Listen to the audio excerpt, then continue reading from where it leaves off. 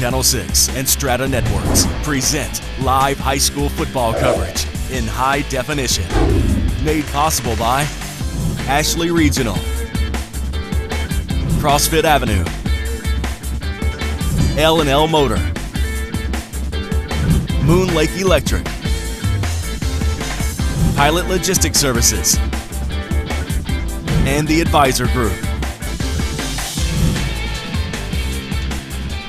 Good evening, ladies and gentlemen, and welcome to another night of high school football action here on VTV Channel 6 and streaming live to you live on Strata WebView. Tonight we brought the crew over to Duchesne High as they host Monticello Buckaroos.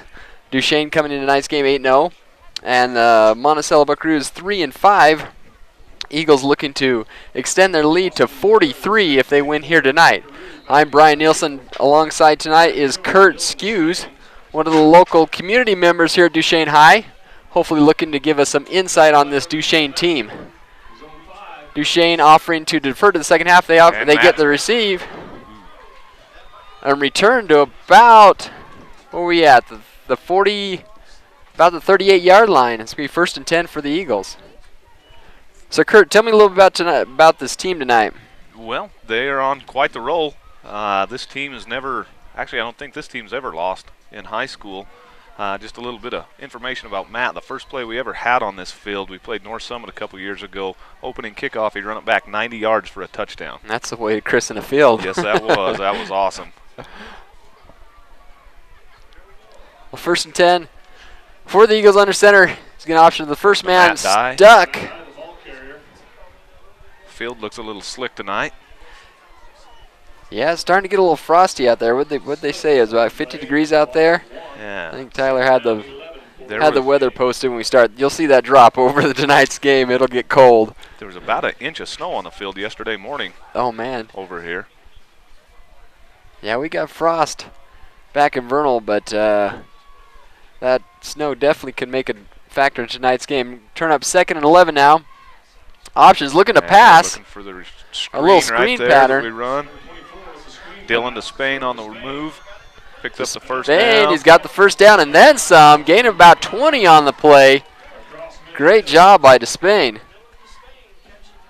There's no flag, so they're going to spot the ball about 5 yards short of what we saw him go out of bounds.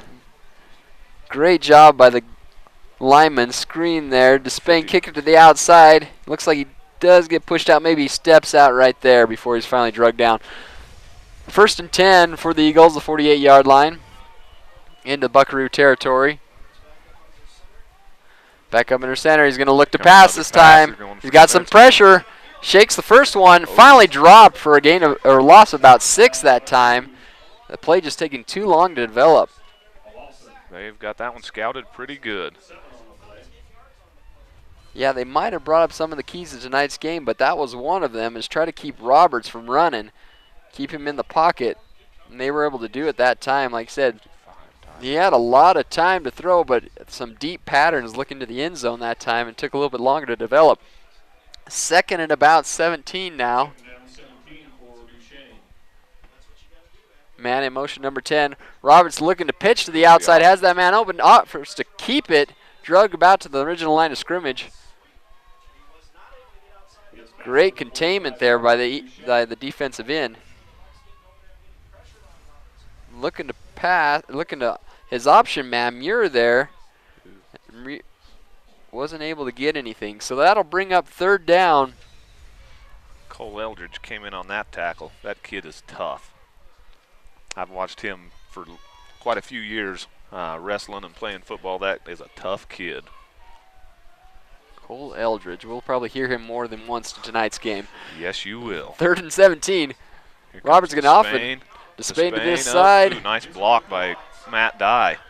Oh, and finally it rocked right. But gain of about, 10 on the play?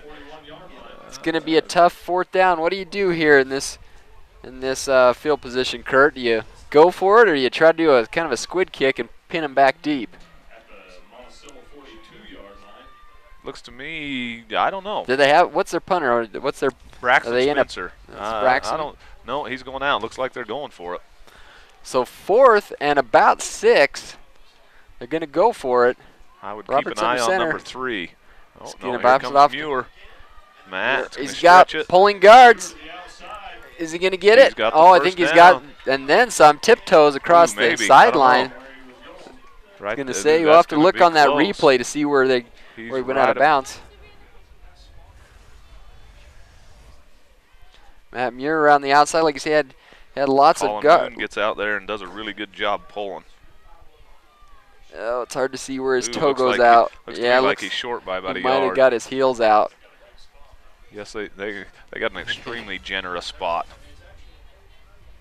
You wonder why they went out of bounds right there. Why would they bring the chains in to measure it? Their chains are already on that side. It looks like Monticello. So they're going to turn over on downs. Yeah, like a big stop for Monticello.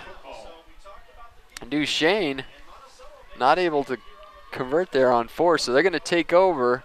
The Buckaroos, the ball will be spotted about the 38-yard line. We're at 9:15 left in this first quarter here at Duchesne High as they play host to the Monticello Buckaroos. All right. Man under center, he's going to pitch it out to the left side. Number 3 there, Austin Malloy. Matt Muir stretched that play out pretty well.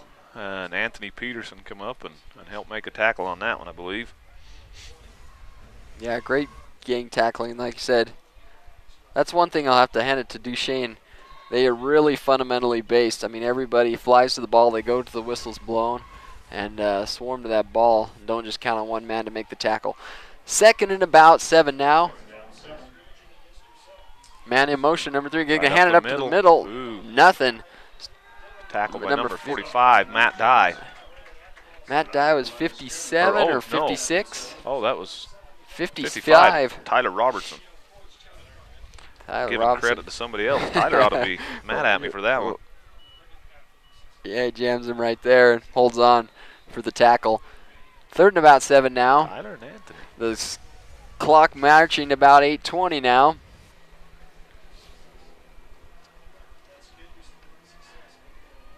They got similar. Oh, a double. Counter. Cole Eldridge. Counter. Oh, Cole wow. almost got a face mask there, but crushed short of the first down. Another gang tackle. 4th and about 2. Daniel Hanberg and Matt Dye. Oh, right there, like I said, almost got behind him. As I said, it almost looked like a face mask was pulling it down, but he just had an arm around him. That was just a good crossface. 2nd, they're going to go in the punt formation. Muir back to receive. Is that who that is? Number 10, yeah. Matt Muir. It's going to be a short. They're going to call a fire and get out of the way. Muir has the option to pick it up, but he's going to decline that. They're going to spot it about the 20-yard line. 7:23 left in this first quarter. We want to thank those sponsors of tonight's game.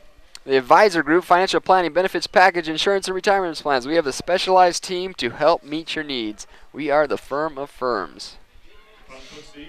You guys do any financial planning over here? You can go to Vernal for your work, or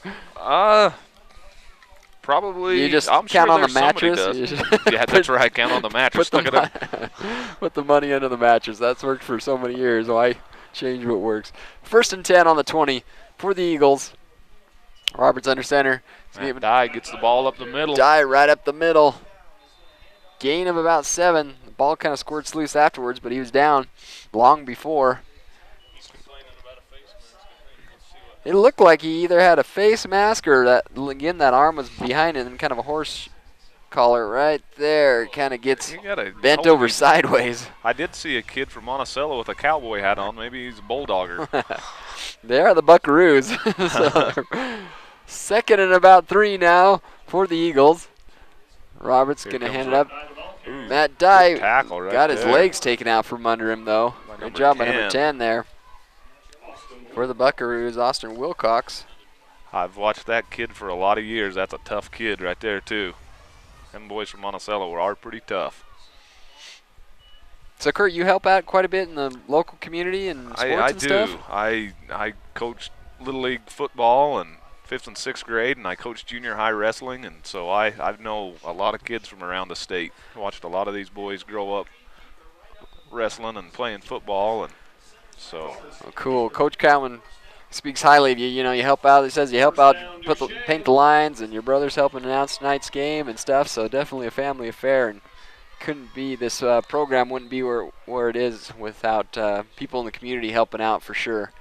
So 1st and 10 for the Eagles. They were able to convert there on the 30-yard line at the 6-minute mark here in the first quarter.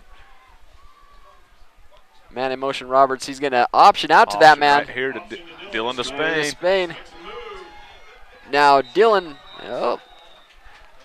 finally get him out of bounds. Now Dylan, he had an older brother, didn't he? Another Duchesne? He had a lot of older brothers. That name's familiar, Duchesne. Yeah, he's finally the baby of the family is there. But I think his oldest brother graduated probably 2002, 2003. Yeah, I just remember calling games over here and hearing that Duchesne. His other brother was a running back too, wasn't he? Oh yeah, they're all fast. Poor old Dylan, he actually broke his leg last year. Oh, had to have pins in it, and so he sat out all of last year. That's right. Has come back and is tough. Roberts looking to pass, kind of a screen pattern there to Muir. Matt Great job downfield. That was a good tackle right there by number 9. Yeah, he shed his block. And gain of about 4 on the play. That'll bring up 3rd down. Hunter Bowering made a great one. Yeah, he said he initially hits him, number 69 right there, but he was able to shake around him and get the tackle. Usually makes that block right there. He's a pretty good lineman pulling out and blocking like that. But that was just a good job by number 9. 2nd and 7. Roberts under center. He's got Muir on the wing. Oh, and the hard snap draws the defense off. So that'll give him 5 more yards. Offsides called against the Buckaroos. That'll be a 5-yard penalty. That'll get you a lot of times. You've seen that a lot, you know. They'll go with the hard snap, and then if that doesn't draw, then they'll audible out to something else or do some other play. But that gives them that much closer. 2nd now and 1. Right at the 5-minute mark of this quarter. Roberts under center. He's got Dye in the backfield. Slipped again. Good enough for a 1st down, though. Ooh, I don't know. They did. I was going to say, if they did, they would spotted it terrible. That line judge is way up here, and the other one on the far side was farther back. I don't know if they're showing where his knee hit. This guy's coming in way up there. Yeah, the far line judge was coming in way before, and the one closest to us was 2 yards more. So we got the hometown refs giving us a good spot here. Good enough for a 1st down. 1st and 10 for the Eagles. Roberts under center. There goes to Spain so again. Spain on this good side. Block by Matt Dye out there. Good job. Shake and bake for about 5.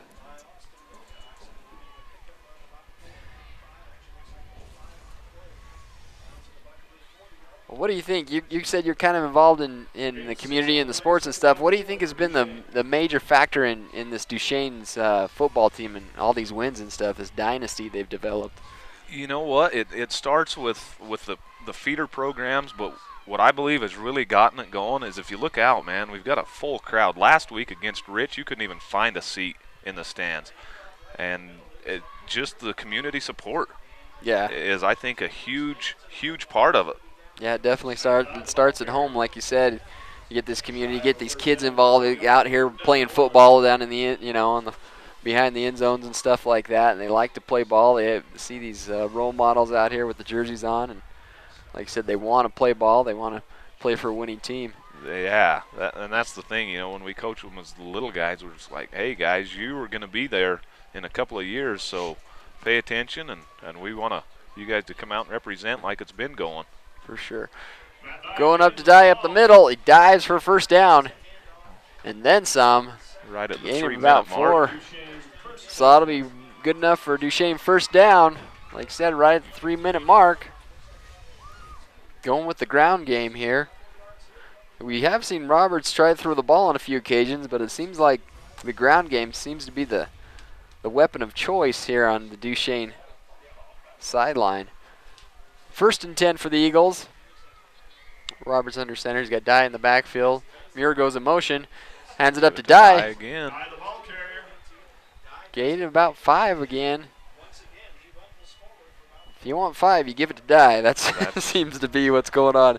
He's got the most carries in tonight's 102 carries for 507 yards, just about 4.97 yards a carry. So yeah, if you want 5 yards, you give it to Die. 5-yard Matt Dye. Yep. Right behind him is Muir. He's got about 9 yards a carry.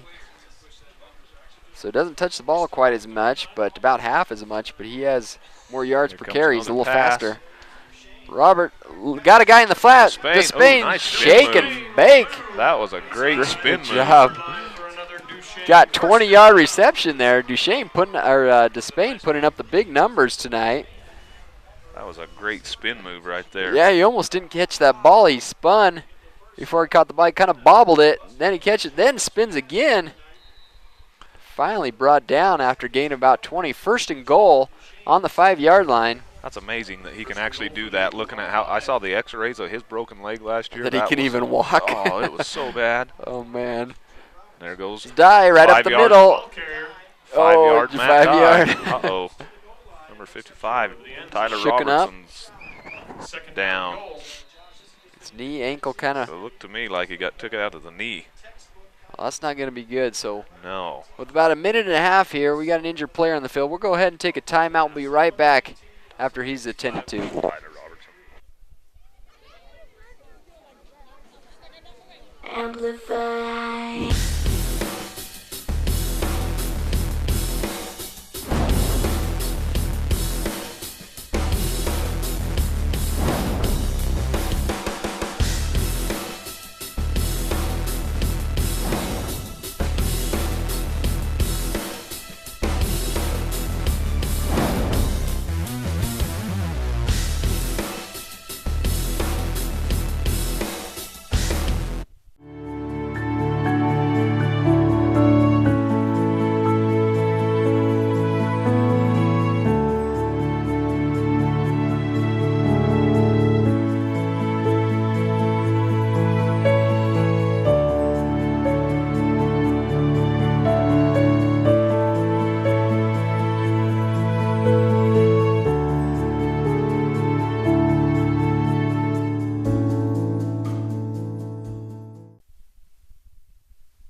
Robertson. Tyler Robertson, the injured player there, able to get up, looked like a knee or a lower ankle injury.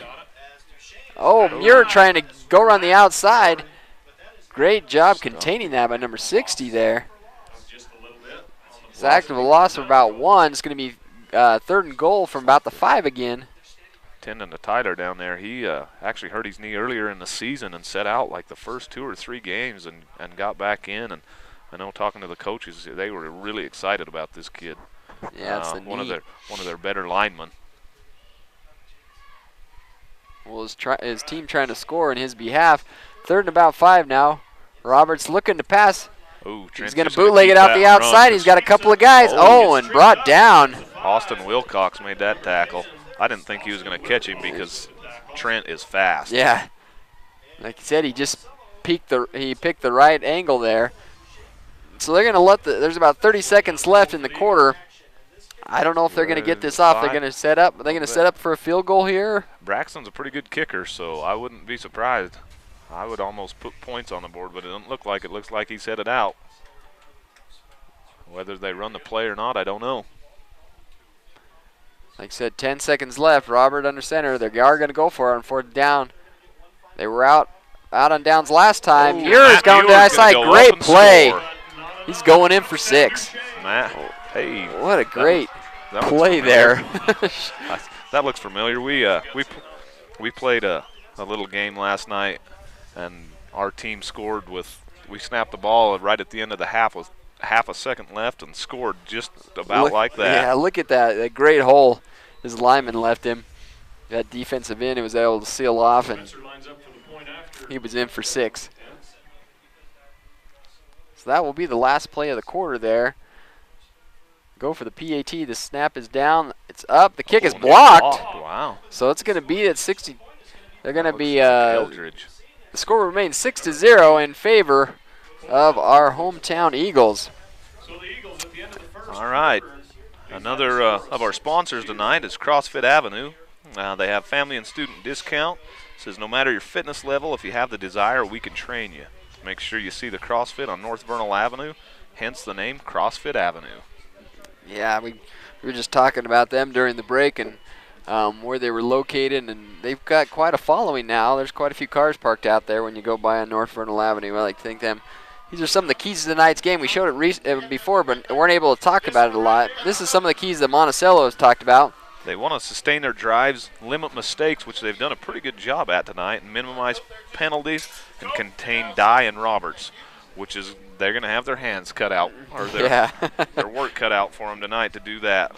Well, on Duchesne's side, they want to talk about passing efficiently. We've seen that tonight. Is that more passing than you usually see? We are pretty much a ground game, and then every once in a while we'll come back with those screens and then hit a long pass here and there. But, yeah, we want to be a little more effective than usual. Yeah. But like I said, that seems to be more passing, and so they want to try that in tonight's game. Passing more efficiently. Don't give up the big plays. Win the turnover margin and contain Malloy, which they've been able to do so far in this first quarter. We'll see what happens in this second quarter, but I like to thank Strata Networks bringing us the keys to tonight's game. I remember talking about keeping Malloy. We played these guys in the semifinals last year, and Malloy, every play almost, he was in offense or defense. It was just a tough player. Yeah, Malloy Austin, he's got another McCade, but Austin Malloy, 105 carries this year, 789 yards. That's about 7 yards a pop. He's got the most touchdowns at 10 for their team. So like I said, if they are able to contain him. Looks like he's back to receive the kick. And Duchesne's been pretty, doesn't look like they're going to do it now, but we do a lot of squib kicks and just high. He's able to hold on to the ball. Wow. I thought he was going to get rocked right when he came. Some guy came flying in. To me, like Colin hit the wrong guy. 69 came flying in. I thought for sure he was going to get rocked. Let's see if we can see this again. Watch number 69. He's their fly guy. Right up the middle, he picks a guy and hits the wrong one. I bet that kid thought, I'm glad I didn't have the ball. Yeah, why are you hitting me? I didn't do anything wrong. 1st and 10. For the Buckaroos on the 35-yard line. Quarterback under center. Looking to pass. Got a screenplay. Great job at number 44. Shane Christensen with the reception right there. That's a big old boy right there. Yeah. So it's kind of an easy target with how big he is. Number 44. Snuck right out there. 6 foot, nothing, and 175 pounds. That referee was almost part of the play as well, but it's good enough for first down. 1st and 10 now on 35 for the Buckaroos. Looking to option to the left side. Finally stood up after he gains about 4 on the play. Here at the 11:25 in this second quarter. Well, like you said, Josie Reinhardt come up with that tackle, and Trent. Gain of just a few, but they have been able to move their ball, move the ball. Let's see, we got a timeout. Timeout. Trent might have a little blood or something like that. It looked to me like they were looking. Yeah, referee timeout there. As they bring a player in. Lane Coyle's coming in. One. Yeah, it looks like he's got a little blood somewhere. Yeah, Trent Roberts, a senior there, got a little blood or something. The quarterback, a free safety in defense. The quarterback on the offense. Coming right up the middle. Right up the middle. Able to shake a few blocks before finally loses his feet. Gain of about 4, so it's going to be 3rd and 3 now. Dylan Maughan with that carry. They, like I said, they've been able to move the ball, which would be a small victory in the Monticello's playbook, I'd imagine. They're not totally shut down. Oh, well, thrown behind him there, number 9, Hunter Bowering. Incomplete, so they're right about midfield. They don't want to give the Eagles the ball this close to midfield, so I imagine they bring in the punting team. They're only down by 6, so they're still well within this game. Muir's going to step back to receive. They will set up in the punting formation as they sub out all their punting team. Their punt return, excuse me. Kind of a high snap high there. Snap, almost kind of kicks it away from Muir. Doesn't want him to get the ball. That was almost. Muir was looking to pick it about, thinking about picking Monticello it. bounce, Yeah, didn't it? down about the 6-yard line. So like you said, pinned deep in their own territory. They're going to take over. 10:20 left in the second quarter. It'll be 1st and 10 for the Eagles. We also like to thank Ashley Regional Medical Center. They provide the most technologically advanced radiology service in northeastern Utah, including the Hawkeye 6 nuclear medicine machine and the 64 CT slice scanner. Ashley Regional Medical has 2 locations, Vernal and Roosevelt. The Roosevelt Clinic offers full-service lab x-rays, women's health, including OB services. See Ashley Regional Medical Center for all your medical needs. Looks like we got 1st and 10 from about the 6 right there, and Trenton the option gives it to Duchesne, and he's makes it drops his head into the guy's bread basket. Probably knocked the air out of number 10. Malloy made a nice tackle there though on the outside, got him by the legs, and then the other, that must have been the Cowboy again, Bulldog. Yeah. Number 10. That's also Kind of gets Wilcox, his legs, isn't it? boop, right there, number 10. Just throws him over. I think that's Wilcox. Yep. Like I said, doing a little bulldog. And 2nd and about 1 now for the Eagles. They have been known to put together these long drives and eat up a lot of the clock. Just about 9:30. Man in motion there. Die right up the middle. Looks like it's going to be very close to 1st down. It will be. There's our 5-yard Matt Die. Yep. And you need the 1st down. You give it to Die. 1st and 10 now for the Eagles. I got to ask, guys. You don't got a net over here. Has anybody ever kicked it into the highway over there on a PAT or anything? We've come pretty close a few times. I was going to say, you got about maybe 30 yards or so from the uprights to that back fence. I don't know if anybody's ever kicked it in there to Highway 40. I think they did one game. I think caused a traffic accident. Like a semi hit the ball or something like that. A little fireworks there goes going on. Matt. There was that counter again that they scored on. They sniffed it out that time. Yeah, we'll see someone. We got a like we Buckaroo got down with another knee injury. They're going to call a timeout, so he's going to stay down. We'll go ahead and take a timeout too. We'll be right back after word from our sponsors.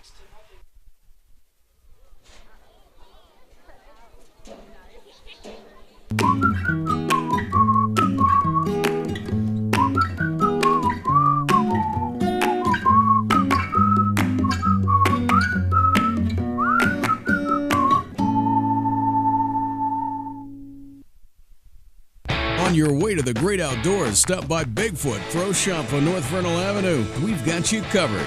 Bigfoot Pro Shop. Just look for the giant fly in the sky.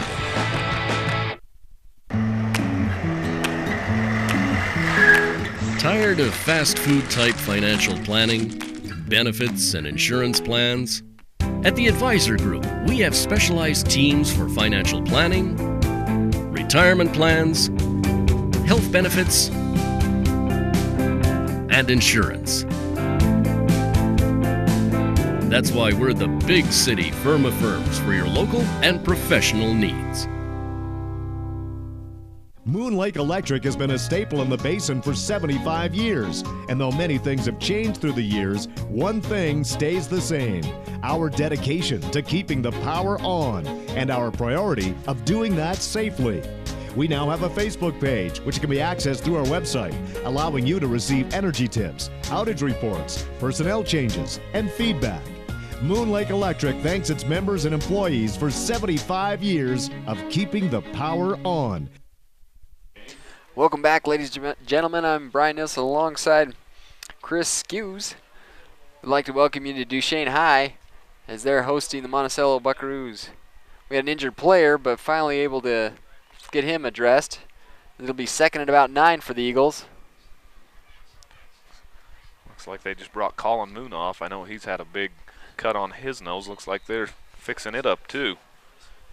get him back in the game. We got a few bleeders.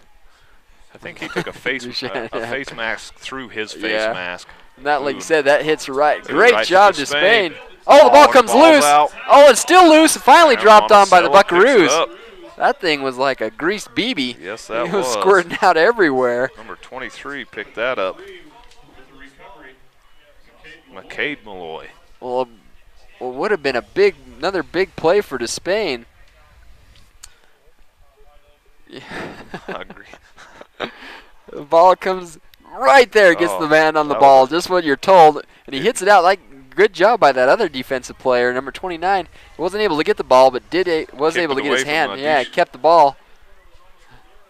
Comes up. Ooh, nice lead block right there. Oh yeah, gaining about 5 on the play.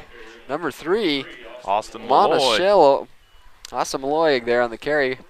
Monticello showing some fire here, midway through the second quarter. You know, Monticello's record's not great this year, but man, they've played everybody that they've played tough. Yeah, like you said, they're only 3-5 on the year, but that doesn't show some of these. Like I said, they barely lost to Rich, 20-19. They've had some hard losses. They barely lost to Diamond Ranch in overtime. There goes Old Eldridge. I think that's who that was. Yeah, Cole Eldridge. That was a big pickup right there. They're just having their way right now. Pulling those guys.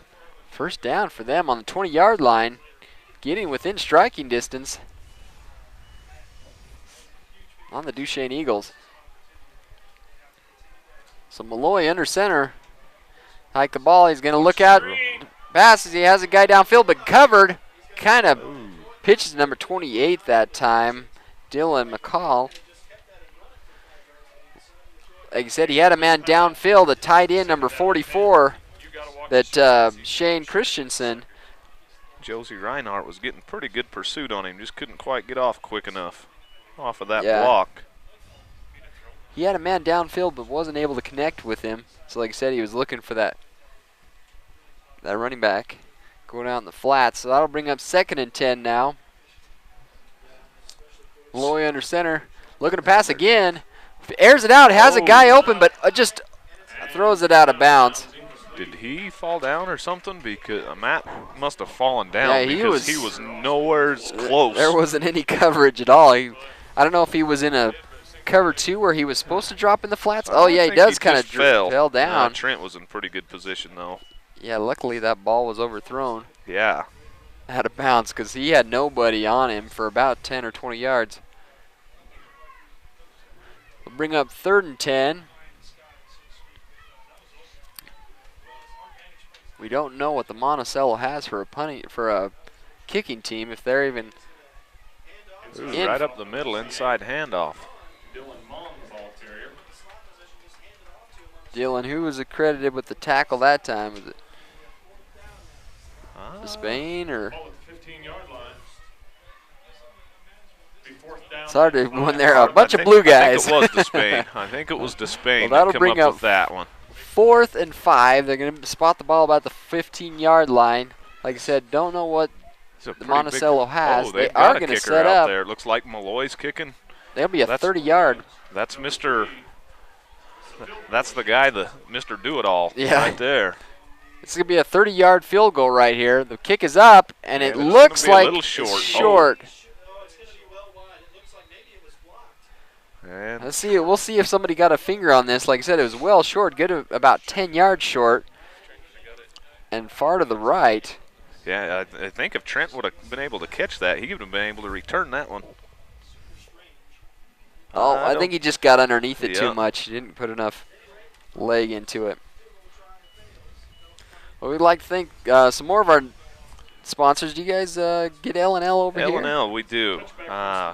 People you know, people who care, become our fan and like L&L on Facebook to be entered in our drawing. Go to lnlmotor.com for coupons and daily specials. Yeah, I know Mike. I know Mike pretty well.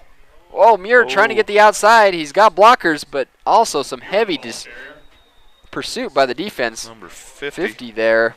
Credited with the tackle. Brandon Musselman. That's a name That's a Musselman. been around for a lot of years down in Monticello. Name you don't soon forget. What grade's he in this year? He's a 11th junior this year. That's another one of them tough wrestlers. I think he's a 2-time state champ wrestler. 2nd and 10 now for the Eagles. About 5:50 left in the second quarter. He's looking to pitch, but he's going to set back Roberts. He's got a screen. Ooh. Decides to keep the ball and finally gets rid of the ball. It's intercepted by number 50. No. Muir, he was looking to connect with Muir, but number 50 is that Musselman again. Musselman again. 2 big plays on Brandon. Musselman's part. He comes up with a big interception, puts some life back in Monticello. They're still in striking distance. They're going to spot the ball at the 11-yard line. That's some great field position for Monticello. That's not going to be good. Roberts trying to get over the top of him and connect with Muir, and just went right into the hands of Musselman. 1st and 10 on the 11-yard line. Score still 6-0. Comes that lead. Oh. Malloy He's still on his slips and he was able to keep his feet. The ball comes loose. They're looking to strip it. Gain of about maybe 2. Looks like they got it. 2nd down. Eagles slow to get up, but then finally catches his feet. And a referee. Watch this guy. He gets wrapped up in the hole. That's pretty impressive that he kept on his feet like that. How did he come back up with that? The referee was right there. He finally gets down and adds his girth to the pile. 2nd and 8 now. Right up the middle there. He tries to shake it and get to the end zone. Very close. Man, they're within the 5-yard line, close to the end zone too. They may pick up a first down, 1st and goal. That's got to be inside about the 3. Yeah, I was going to say they're going to spot it about the 2-yard line. Watch this. Number 28 keeps his feet. He wanted to get in there so bad that the defense stiffens up there and holds him. Dylan Mon, man, that was a great run. So the closest the Buccaneers have been, or Buckaroos, have been to the end zone all game. They're looking to pitch. They give it to number 28 again. He's in for 6. That's good enough. Dylan Mon, like you said, ties it up with 4:30 in the second quarter to score now 6-6. The Buckaroos showing that they can hang with these big dogs and come up with 6 points. We'll see if their kicking game is a little bit better on the PATs than it was over that field goal. They're going to set up again. Austin Malloy definitely has the distance at this distance. We'll just see if he can put it between the uprights. Oh, it's down, it's up, and he's got plenty that time. Might go out I don't know. street. I was going to say that was very close to going out. So the Buckaroos, he must have went far to the side. We'll watch that on the replay. That looked like it went right between the uprights. From here it did, didn't it? Looks like it's to the right. That's very close, though, man. This is far judge. From this angle, it looked good to me. Yeah. But we'll take it. Yeah, 6-6 ties up the game. 4:30 left. We'll go ahead and take a break. We'll be right back with a kickoff.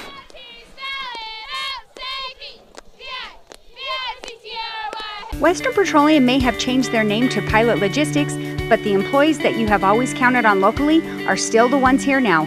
Pilot Logistics continues to provide the Uinta Basin with cardlock services, bulk fuels, lubes, and oils, just as they did when they were Western Petroleum. Call 789-1832 for information about the services offered by Pilot Logistics. Western Petroleum would like to thank all of their valued customers for the many years of providing services here in the Uinta Basin and look forward to serving you in the future as Pilot Logistics. Welcome back, ladies and gentlemen. If you're just joining us, I'm Brian Nielsen alongside Kurt Skews. We're here at Duchesne High as they are now tied 6-6 with 4:30 left in this second quarter. The Eagles scored on the first quarter and the PAT was blocked. Here the Monticello Buckaroos came back in the second quarter, scored themselves after an interception by Roberts, and then they marched it down and scored themselves, and the kick was far to the right, so that score is now tied. That ball's going to go out of bounds, very close, about the 25-yard line. It's going to go out of bounds. It'll be a penalty. Kind of looking to do a squid kick, keep it out of the hands of Muir. He looked to me like he was just about offsides. Ooh, that Looked guy very down on the very close. end. That guy down on the very end looked to me like he was about offsides. So they're gonna opt to kick it again. They could have taken it from the or was kicked out of bounds or penalized him, kick it again. So they're gonna march him back 5 yards, and they're gonna kick it again. Duchesne lines up again to receive. This time a little more shallow. Despain and Muir in the backfield to receive. Austin Malloy, their kicker.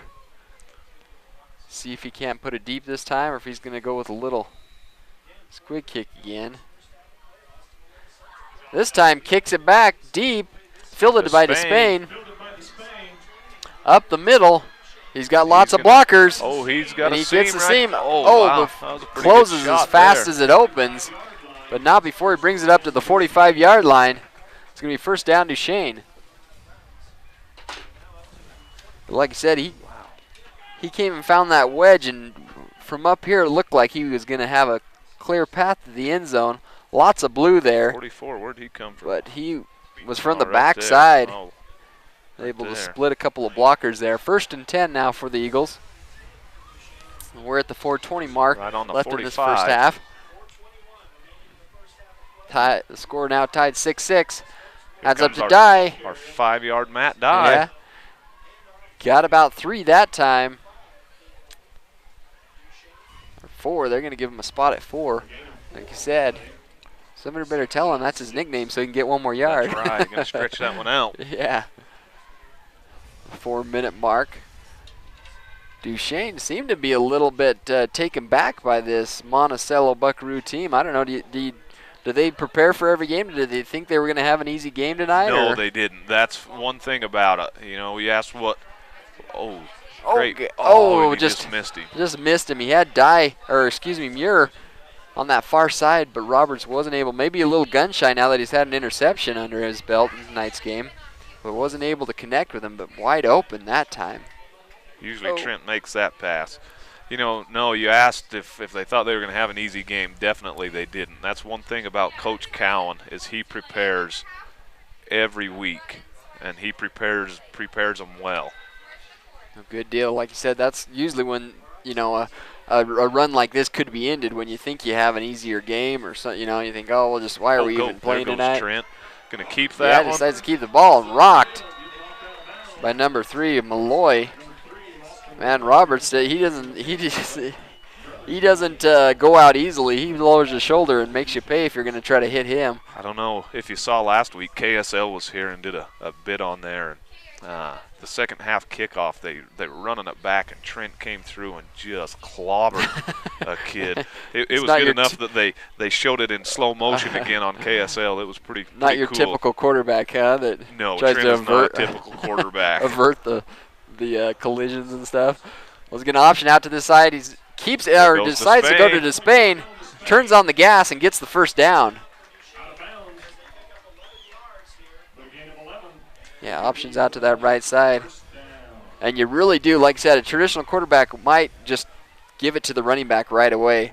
Roberts waits till somebody bites, then he gives it to Despain, who gains the 7 yards and gets thrown out of bounds just after he gets the first down. First and 10 on the 24-yard line of the Buckaroos. 3:18 left in this second quarter. There's going to be a timeout on Duchesne's side. We're going to go ahead. Who else we got here? One of our sponsors Moonlake? here, Moonlake Electric, in operation since 1938, owned by the people they serve. Moonlake was a cooperative, not privately owned. Think Moonlake. That's who services over here, isn't it? Yes, Moonlake? it is. Yeah. I think a lot of people wish maybe they might come to Vernal, but so I think they take care of Duchesne and Roosevelt quite well. Yeah, in the upper country up in Altamont, they do. They've got a crew here that works, and I got a lot of friends that work for Moonlake. So yeah, glad they keep the power on for us. Good deal. Good deal. Remind all of you, you're probably watching us right now on cable channel 706, but this game is also on www.strata.tv, and it will be rebroadcast on Monday when we get everything tailored up and looking pretty. That's what Dale's job is, to make us look good.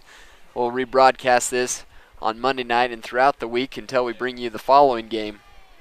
But we'd like to thank all those patrons who are visiting us on.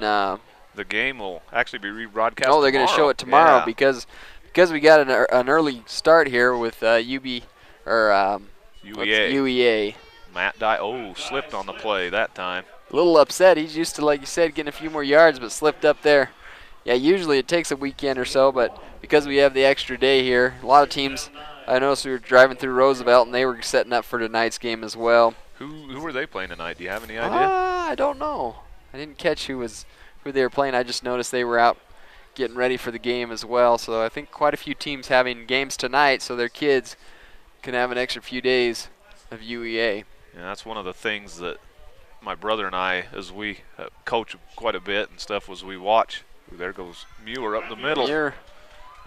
We try and keep an eye on all the other teams from the Basin. We know kids from all the teams and wish them well. When we play them, we want to win, but when we're not, we want them to do well. Yeah. Good a lot of right people there. thought it was going to die, but Muir, that counter, gain of about 7 on the play, 7 or 8. They'll be 3rd and 2. 2 minutes and 15 seconds left. We're hoping to get in the end zone right now. Yeah, they've chewed up a lot of this quarter. I think they started at the 9-minute mark, so they're already 7 minutes on this drive. So we'll see. Oh, right up the middle, die. Gain of about 3 or 4, but they needed the first down, so they gave it to him. Oh, wow. Be 1st and 10. So just short of 1st and goal. They're going to spot it about the 11-yard line. Like I said, just about 1:55, under 2 minutes left in this first half. They're looking to score here, getting dangerously close to the end zone. Roberts under center. He's got Duchesne in Spain, motion. but he gives it to Dye up the middle. Wow. Who's rocked and finally thrown over the top of his tackler. By Eric Anderson made that tackle. They didn't look like they're going to give him much, maybe about 2 on the play. Like 2 big old bull elks just colliding locking right horns there, huh? 2nd and 10, or 8 on the 10-yard line. Roberts under center. Puts Despain in motion. He's going to have the option. There goes Trent. He's going to decide to keep it. Oh, he reaches. Let's see where they spot this ball. I think they're going to say his knee was down about the 1-yard line before he stretched out. I was pretty sure he wasn't going to just run out of bounds on Yeah, that one. I was going to say, most people might have in that quarterback formation. That line judge not in a good position to spot that ball. We'll see where his knee, right. Yeah, it was down before. But, boy, he sure stretched for that, yeah. didn't he? So that'll bring up 1st and goal. My bet is they're going to give it to Trent again right up the middle because I've seen this play quite a few times. Trent or Die? Yeah, they'll give it to Trent. Is just a quarterback draw right up the middle? Yep. Well, they're right at 39 seconds. It's going to go right to his left. left. Oh, and he's pushing. He doesn't get it quite yet. Wow. That defense getting big. Like I said, it looked like Wow. About 27 seconds left. They're mindful of the clock. I don't know if they're going to call a timeout, if they're going to wait for the last play of the quarter.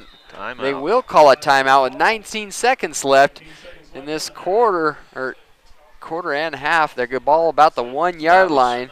Trent, like you said, you called that play from up here, but usually he gets in on that play. We've seen that play a lot of times this year. Yeah, he was leaning hard to that left. You can almost tell which way he was going, but not able to come up with a big play there on the Monticello side.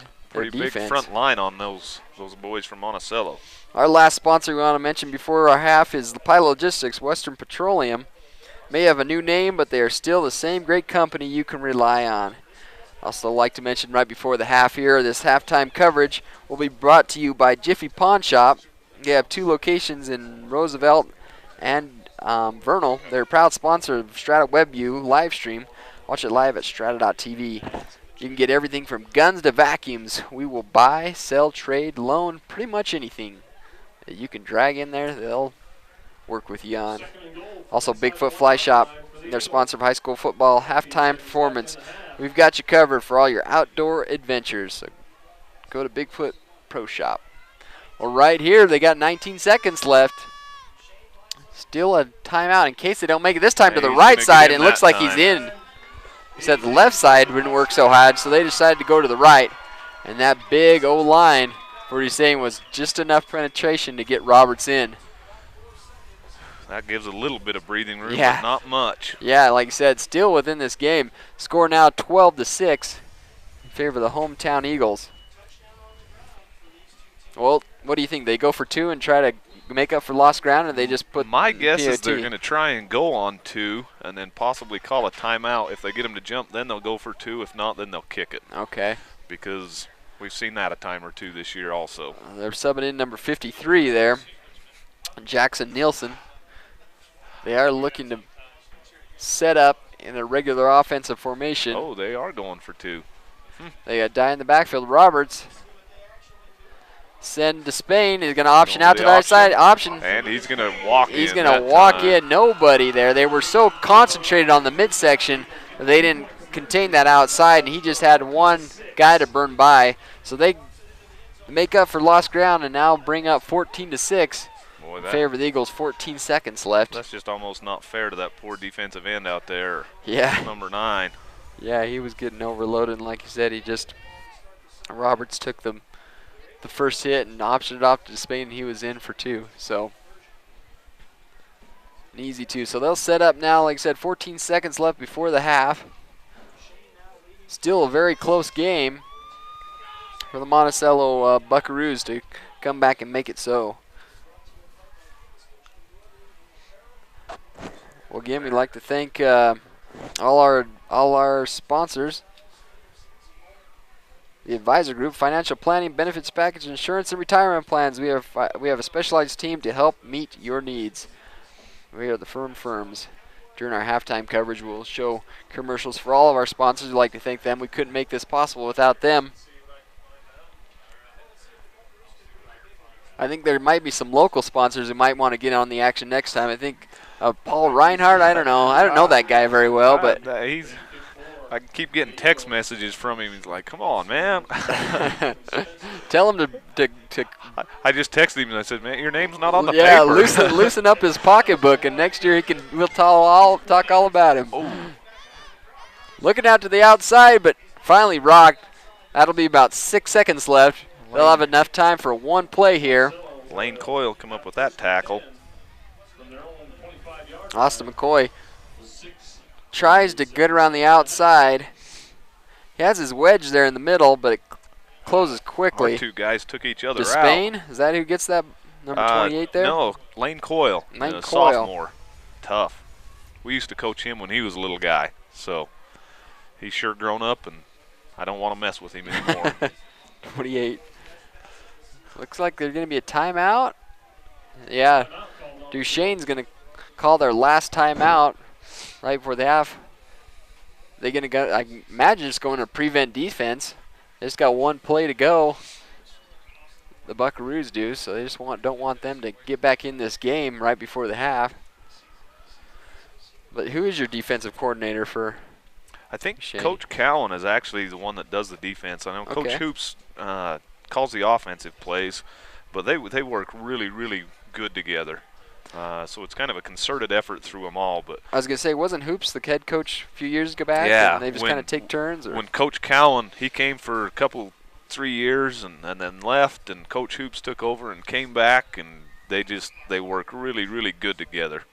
A good deal. That's what you want to see, a lot of camaraderie on the side of the coaches. I've seen played on teams where there hasn't been quite so much, friendship between the coaches, and it permeates the whole team. It really does. We, with our little guys group, our Pee Wee football, we try and watch how they do things and try and learn. Finally brought down, like you said. Great job by the defensive end. Was that number 63? Jesse Wickel and Riley Spencer, yeah. That'll end the quarter there and the half. The score now 14-6 in favor of the hometown Eagles. We'd like to have you stay tuned for our halftime show brought to you by Jiffy Pawn Shop and Bigfoot Pro Shop. We'll be right back after halftime and these messages for the second half.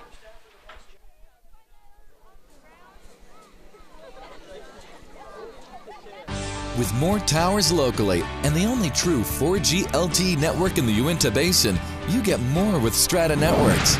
Enjoy fewer dropped calls, the basin's fastest and most reliable network, nationwide coverage, and the latest technology that keeps you connected like never before. Visit us in Roosevelt or Vernal, or call us at 622-5007. More speed, more power. 4G LTE, only from Strata Networks.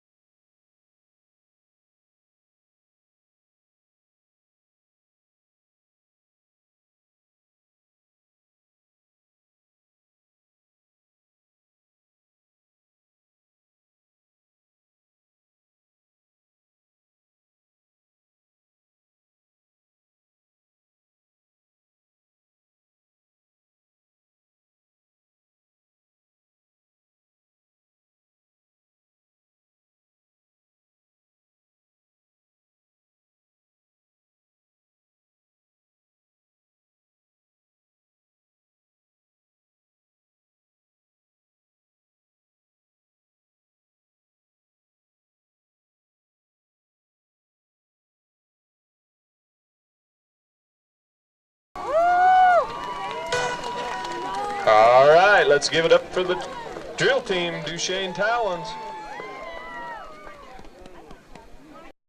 On your way to the great outdoors, stop by Bigfoot Pro Shop on North Vernal Avenue. We've got you covered. Bigfoot Pro Shop. Just look for the giant fly in the sky.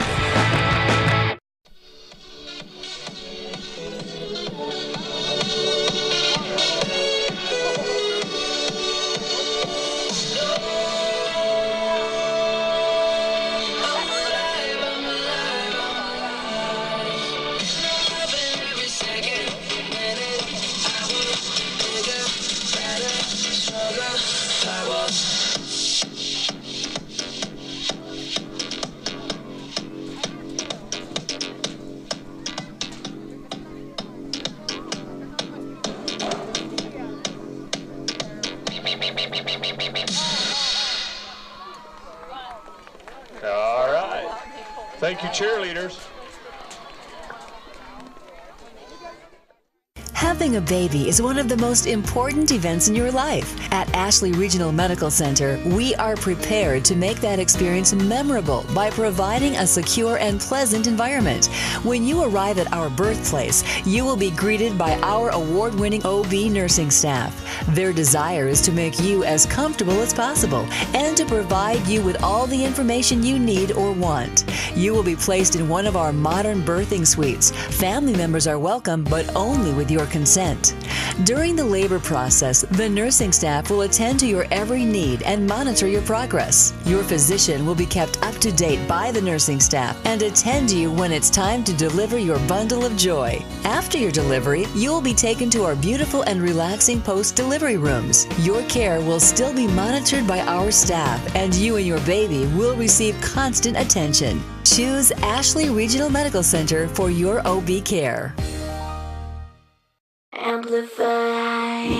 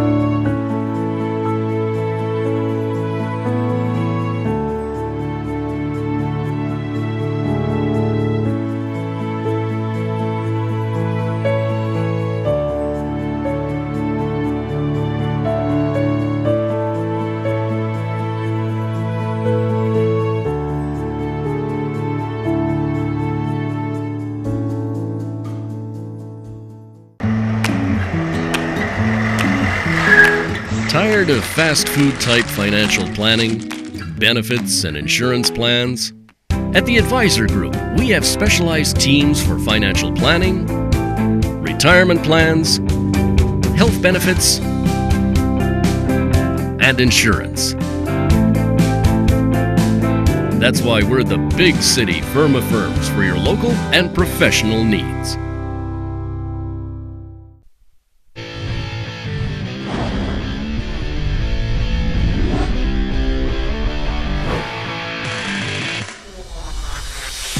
VTV Channel 6 and Strata Networks present live high school football coverage in high definition. Made possible by Ashley Regional, CrossFit Avenue, L&L Motor, Moon Lake Electric, Pilot Logistics Services, and the Advisor Group.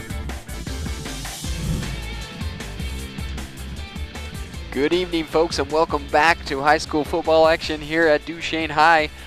We are started here in the second half of play. The score now 14-6 in favor of the Duchesne Eagles. Well, Kurt, what did you think about the first half of play?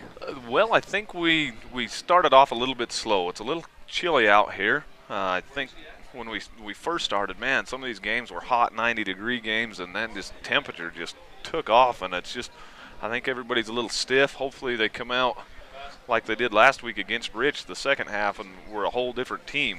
So that's, I hope they can come out and put some points on the board. Yeah, like I said, look for a blowout. Like I said, they've had quite a few of those coming into tonight's game. And they blew out Layton Christian. They blew out North Summit. Carbon didn't even score. Milford didn't even score. Grantsville is their JV, but had a close one against Kanab. And then, again, Diamond Ranch, they were handed it to them. But very close one to Rich. What happened in last week's game against Rich? At 1 point, they won by.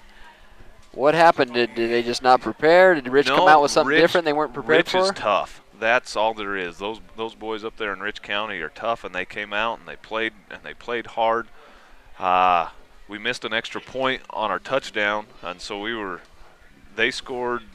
I think they scored first, and then we scored, and then they scored, and they scored on the very last play of the half, and so they were up 19-6 at halftime. Oh, man. And so we came back, and we marched one down, and we scored, and then Braxton Spencer picked off that pitch and ran it back and kicked the extra point right after that and put us up 20-19, and it was just a tough, hard-fought game. You know, Yeah. and Rich only beat Monticello 20-19 the week before. Yeah. And so yeah, you like know, I said, this is very close. Just looking at those two scores on that game, and they may have something in. We'll see what both coaching staffs had to say to their boys. We're going to start here. They deferred to the second half. We'll see if they're going to kick or receive starting this second half of play. They're going to put 12 minutes on the board, 14-6 again in favor of the Duchesne Eagles, hoping to have a blowout in tonight's game, having a hard time so far with Monticello. You know, one thing about Coach Cowan, though, is he's really good at making adjustments at halftime. You know, with all of his college ball experience and stuff like that, Coach Cowan actually, when he got out of college, was drafted by the Ravens and was the very last person cut to the 53-man roster. And so that's you know, tough. he's met Ray Lewis and all those guys that played for the Ravens for all those years, and so he knows the game, that's for sure. Good deal. Well, they're going to set up for the kickoff now. The Eagles will. Braxton Spencer going to tee up here. He has his counterpart, number 3, Austin Malloy, will be back to receive as we start our second half of play here at Duchesne High.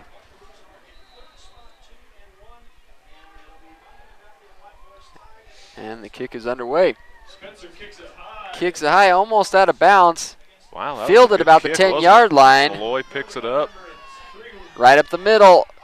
Able to shake a few tackles before he brings it out to about the 24-yard line is where they'll spot the ball, 1st and 10 for Duchesne. Jake Plummer, sophomore, gets a little playing time on. There are a lot of your special teams made up of younger. I think so. Yeah. Well, there's Matt Muir, and there are quite a few of them. Well, you were talking before the game about how many freshmen you have coming up.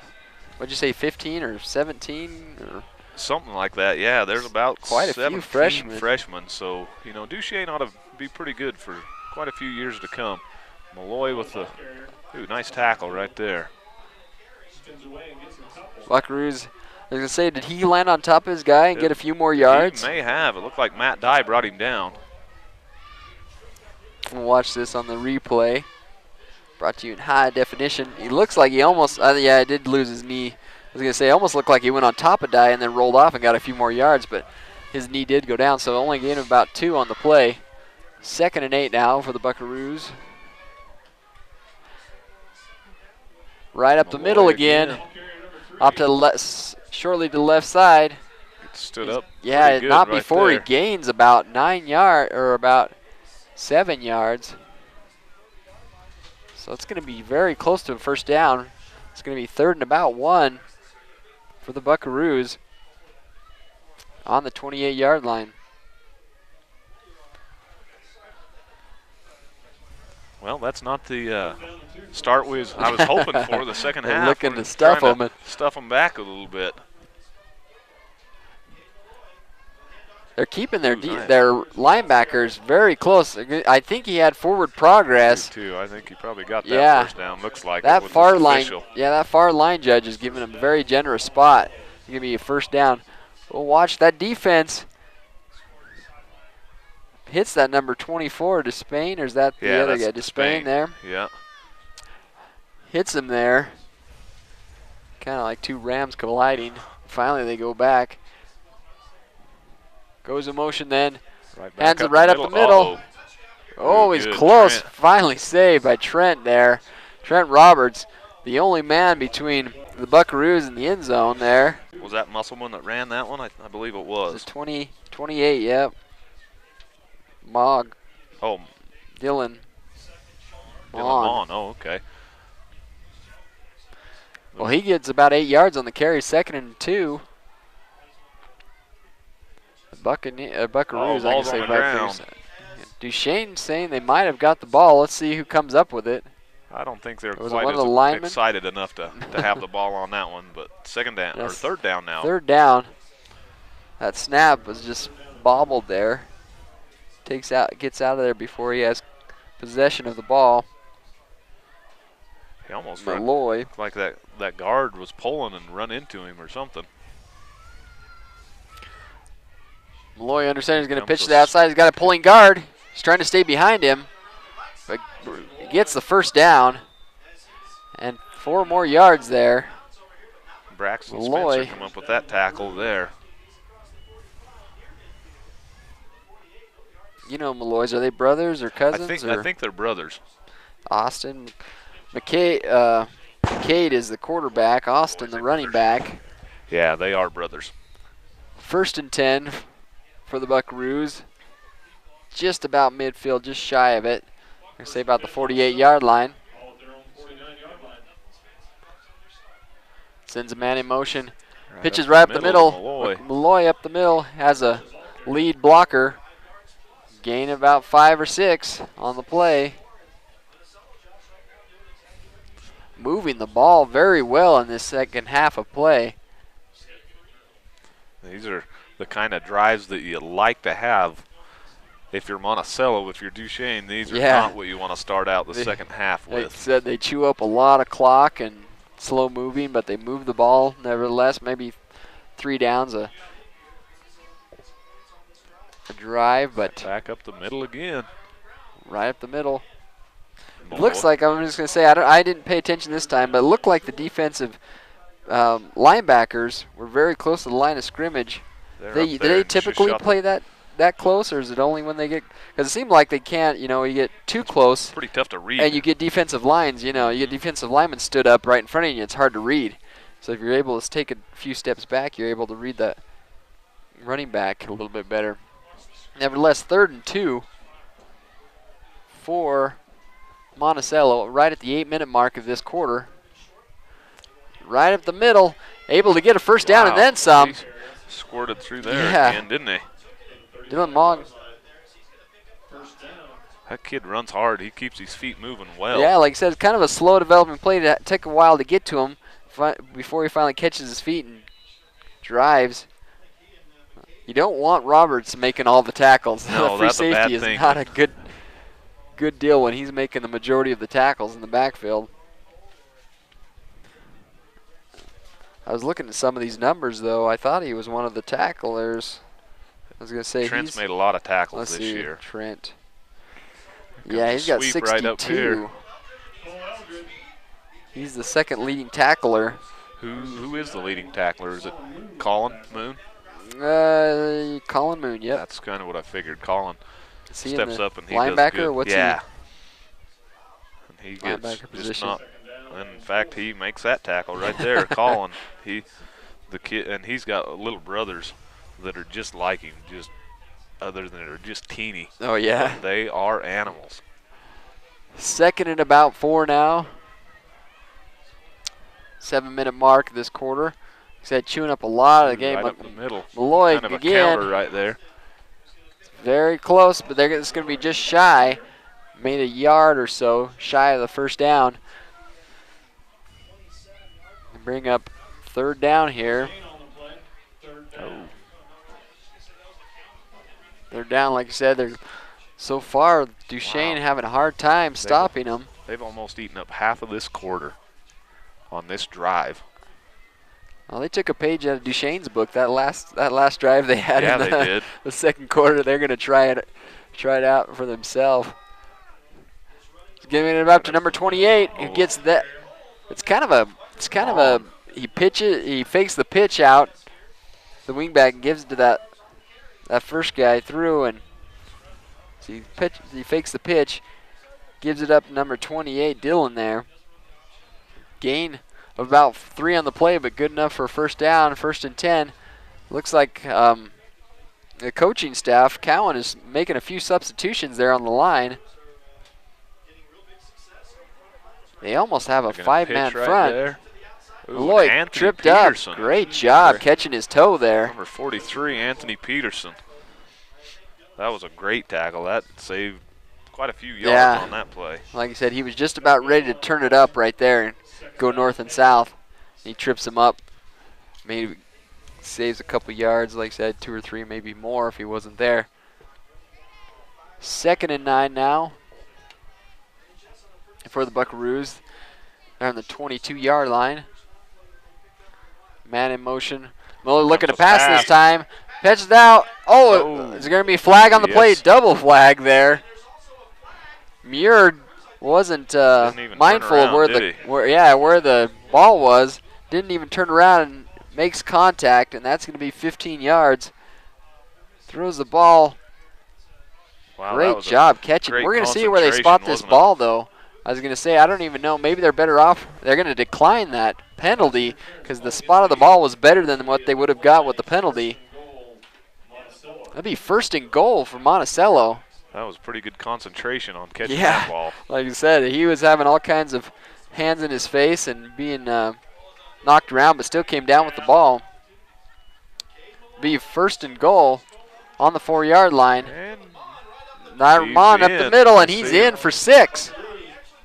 The Buckaroos make a game out of this. The score now 12-14. We have a play chicken down. That will not be good for Duchesne. Yeah, he's able to get up though, and that's a tough kid though. Limp off. That is a tough kid. Number 28 coming in. Lane Coyle. To spell him. Looks like they're going to try to make up their lost 2 points now and tie up this game. Duchesne hoping to hold him here. Right here, a big 2-point conversion for Monticello. Probably looking to pass. He has a guy across the middle. He's got it. Yeah. And there's a flag. I don't that number 10? Yeah, I don't Austin believe we could Wilcox. talk him into. I was going to say, I don't think that was anything on the offensive side. If it was, I didn't think it was that bad, if anything. Yeah, Muir was just a little too slow. Those quick slant patterns are really hard to guard as a defensive back. You're meant to jam them to keep them from going in so quick. But just like that, we're tied. They're tied up. I believe they're going to. That penalty will be enforced on the kickoff. So the score will go up 14-14, tied up with 5 minutes left in this 3rd quarter, and we've got ourselves a game on our hands. Wow, that was a long drive, a 7-minute drive. Yeah, like you said, it chewed up a lot of time. Well, Al Cowan's got his troops gathered up and trying to gather their feet, see what they could put together. They did well at killing the crowd also. Yeah, like I said, they took the crowd completely out of it, for sure. And like I said, Malloy had a big part of that. Dillon and Malloy had a big part of that drive. A lot of them both took turns touching the ball. Seemed like Dillon, they gave it to him when they needed to pick up the big 3rd down. And he made it work for him. Put 6 on the board, and they converted for the 2 and tied up this game. Kick is deep, and it's going to go out of the end zone. So there'll be a touchback, bring it out to the 20, and that's where we'll spot it. And we'd like to recognize our sponsors again. Back to CrossFit Avenue with family and student discounts, no matter your fitness level. If you have the desire, we can train you. Make sure you see your CrossFit on North Vernal Avenue, hence the name CrossFit Avenue. Yeah, I've been meaning to get in shape, do some of that. It's hard when it's dark outside. I just want to stay in bed and sleep. And those guys are more devoted than I am, I guess, or maybe they'll. Wish they'd send some of that devotion my way. Get me going. Yeah. On to Spain with the carry. Oh. Well, that was crazy. Was that number 10 on the Buccaneers? He went horizontal on that tackle. Number 10, Freestone? Is that? Did I get that number right? Watch this. Austin Wilcox. Wilcox, right there, takes him decleats him sideways. He's like a flag sticking out there. Number 10, Austin Wilcox. 2nd and 10 now for the Duchesne Eagles. Clock marching down almost to the 4-minute mark.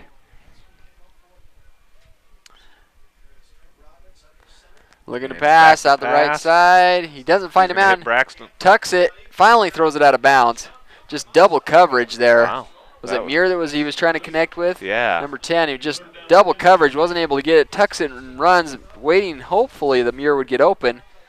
That was just great secondary coverage there. Finally just throws it out. Wisely throws it out of bounds. Tried to, almost picked off by one of the guys on the sideline. Picked it up, ran it back. Third and 10 now. Duchesne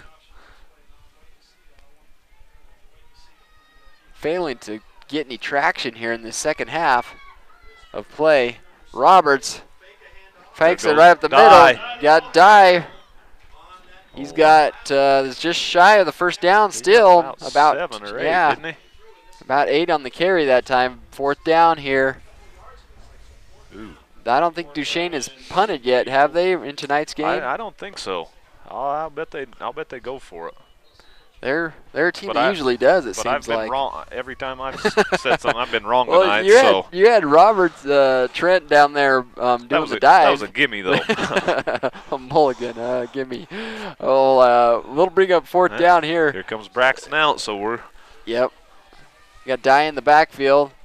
He's got Despain and Muir in tight with him. Roberts. Number 3 here, Spencer. Trent goes. Oh, man, he keeps the ball and gets to it. Brings it back in. Gained about 10 or 12 on the play.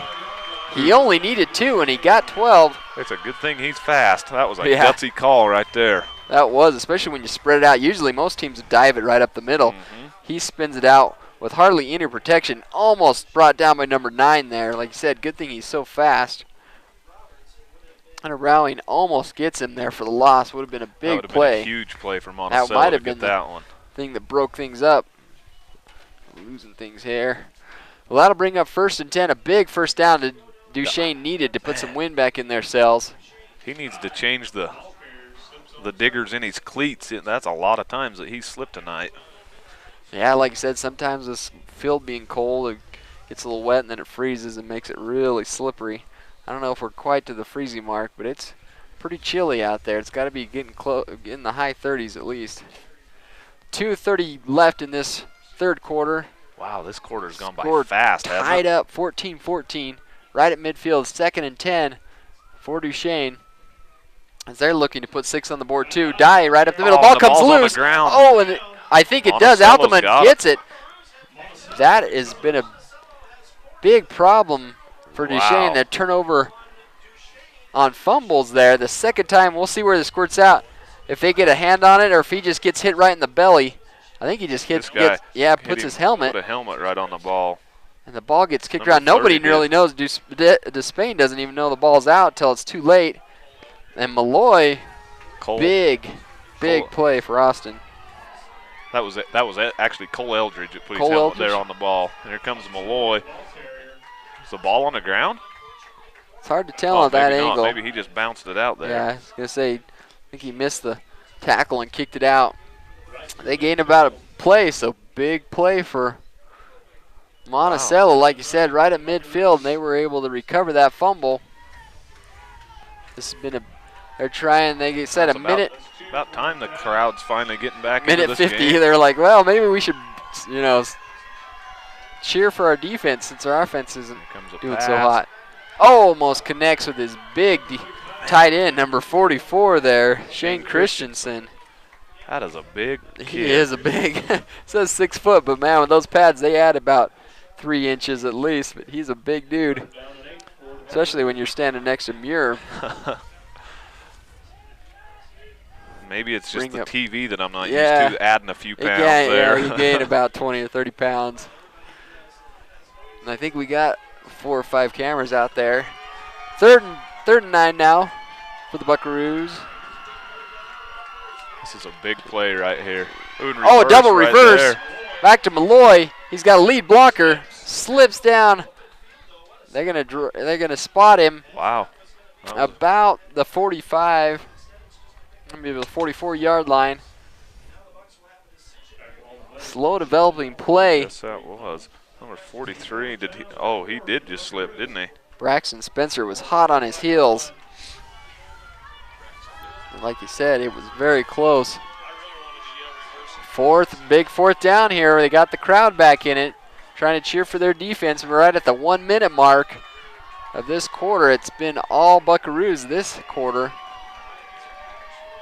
Big 4th and 5 here. A minute left. This is a huge play right here. And he gets the pitch. first. I think you're going to, it's going to be very close, very, very close. I think he was able to shake the first tackler, but I think it was number 44. I'm sorry. Wow. 34. Watch these officials, the one on the far sideline has got a really, really good spot. That's what I said. On our this side. One is not so hot. Maybe it's just the coaches talking them into it on the sidelines. But they're going to bring in the chains. Anything this close, I think they're going to bring in. But I think I don't know. If it is, it's going to be just by a nose because it was very close. I think they got it. It's gonna no, be, they didn't. Yeah, it's going to be short. Oh, wow. Short they're a yard. Really short.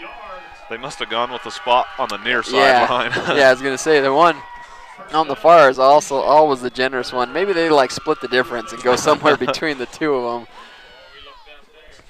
Well, like I said, big.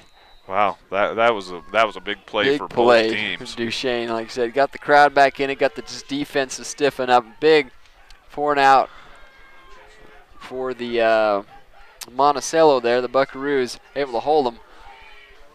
Well, they got about 45 seconds left to try to do something in this third quarter.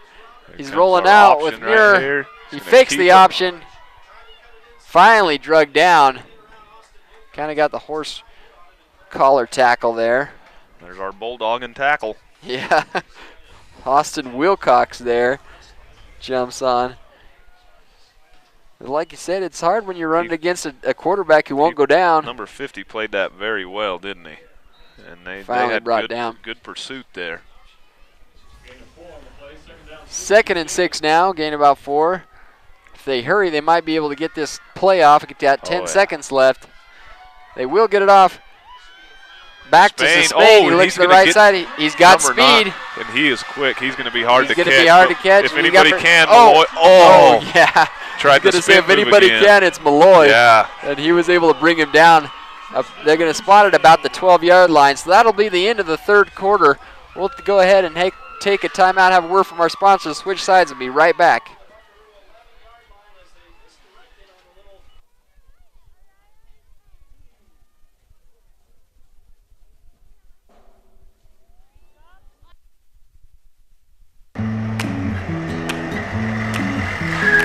Tired of fast food type financial planning, benefits, and insurance plans?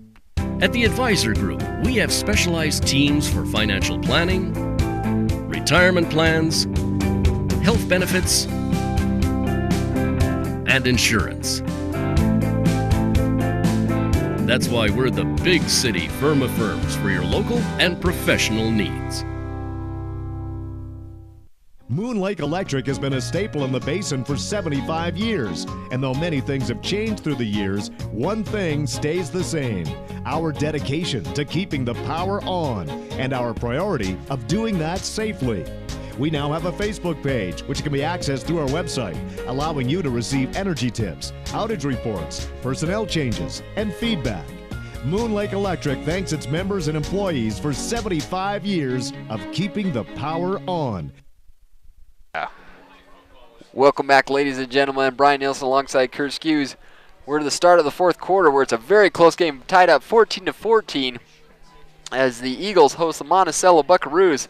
Like I said, the Buckaroos have come out in this second half of play and really taken control of this game. But the Duchesne Eagles, on a big play from Duchesne there at the end of the third quarter, are now within striking distance there at the 12-yard line. There's the play that they actually scored. Oh, the ball comes loose once again. I was going to say, if it goes to the Buckaroos, like I said, that was so close. Wow. 54. Josie Reinhardt down. Oh, he's got the. I thought he was down. I thought he was hurt, but he was just not letting the ball go. Yeah, he didn't want to. Good for him. Hang on to it, man. Wow, he just put his helmet on the ball. That's the same one that caused it last time. Yeah, wraps up on that ball tied in a lid on a pickle jar. Well, that'll bring up a loss of about 2, so it's 12 and there's 12. 2nd and 12. There goes Matt Dye. Dye right up the middle. He might have got to the original line of scrimmage, maybe a gain of 1. 11 minutes left in this game. Like I said, Duchesne having a tough time with the Monticello Buckaroos. They had a close one last week.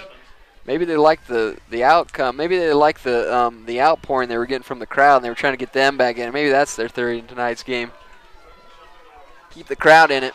You know, I don't like that theory. You don't like. Oh, there goes Like Trent. He's going to score right here. Oh, Touchdown. he keeps the ball. He dives in, Got in for 6. Big play by Trent, like you said, reaching out. Most players might have tried to get the corner, maybe ran out of the 1 yard line, but he reaches out and dives, curls up and puts 6 more on the board, 20-14, with 10:45 left in this game. And we'll set up now. Braxton Spencer will set up for the PAT.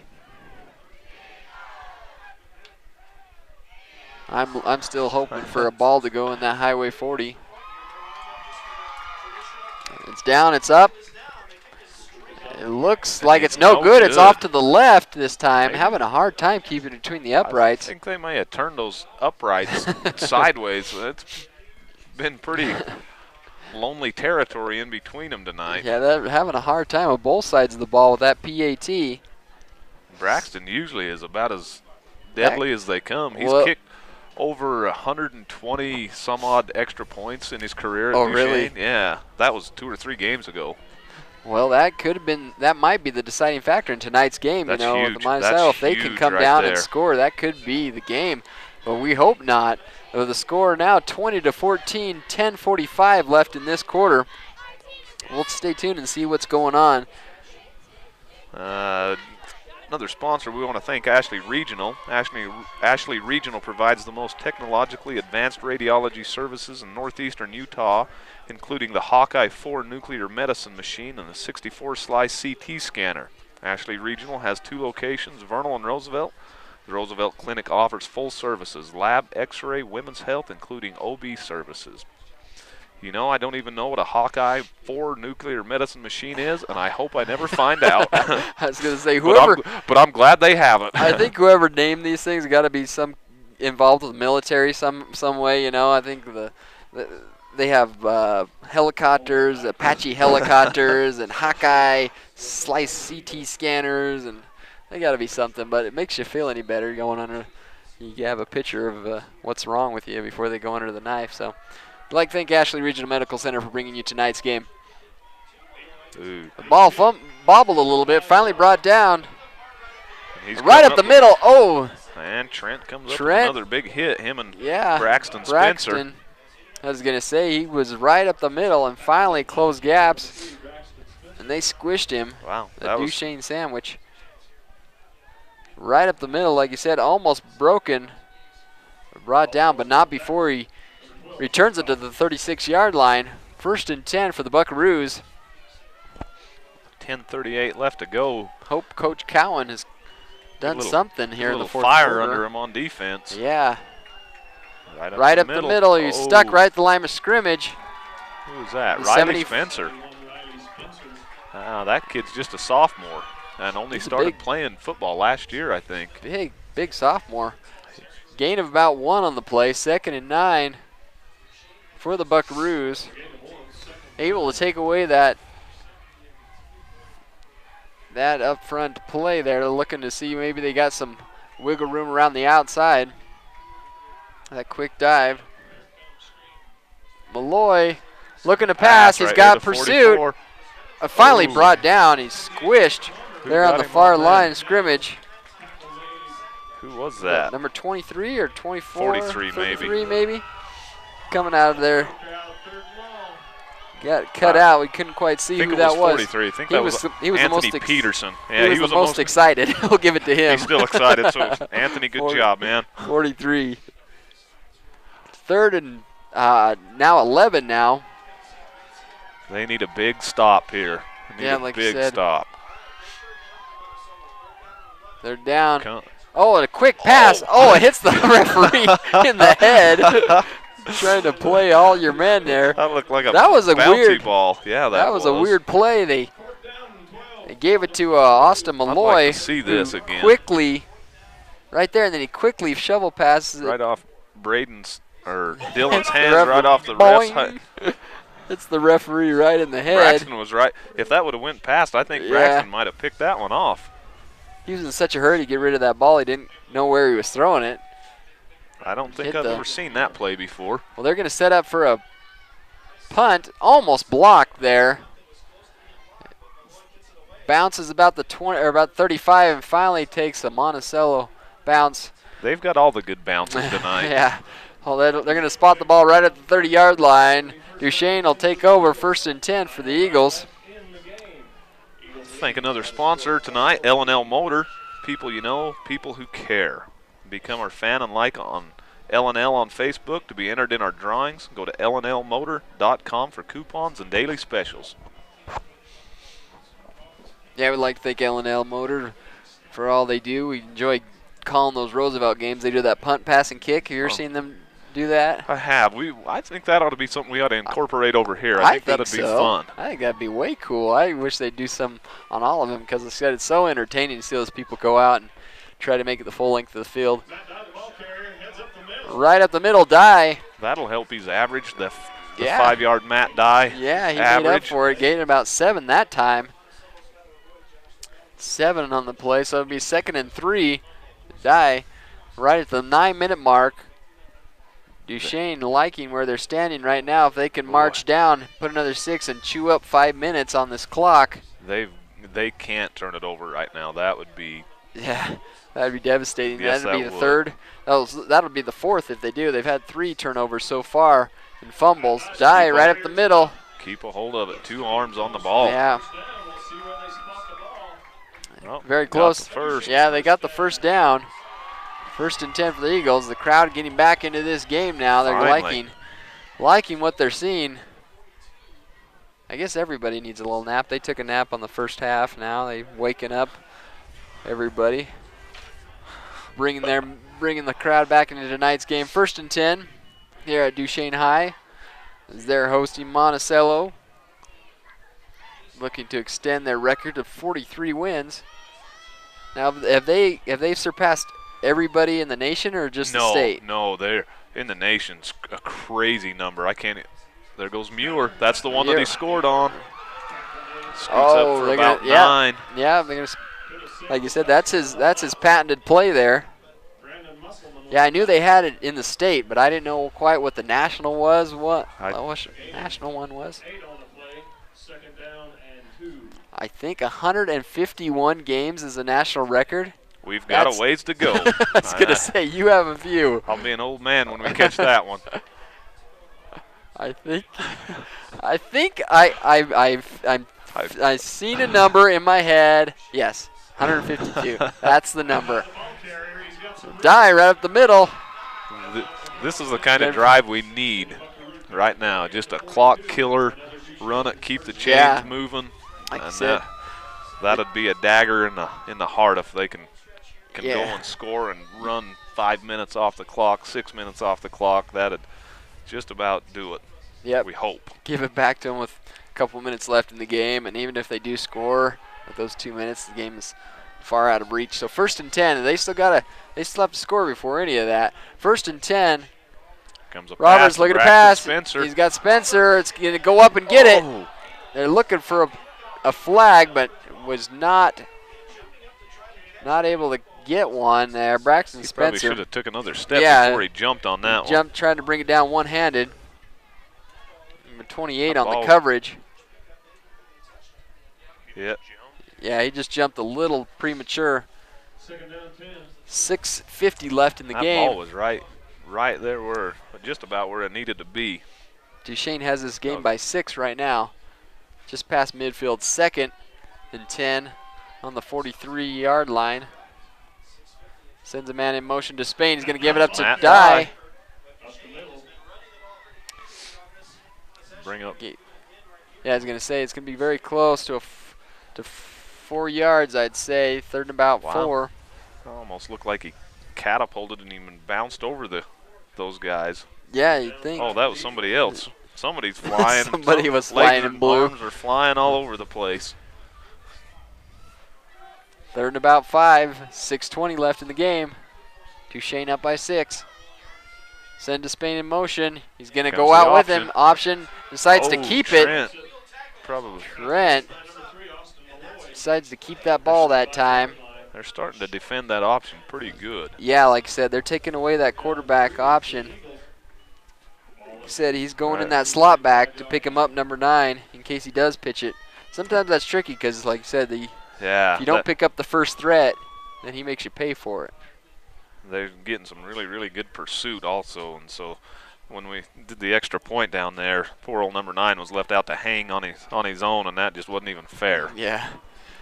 4th down, big 4th down here for the Eagles. If they can convert here, they might have this game.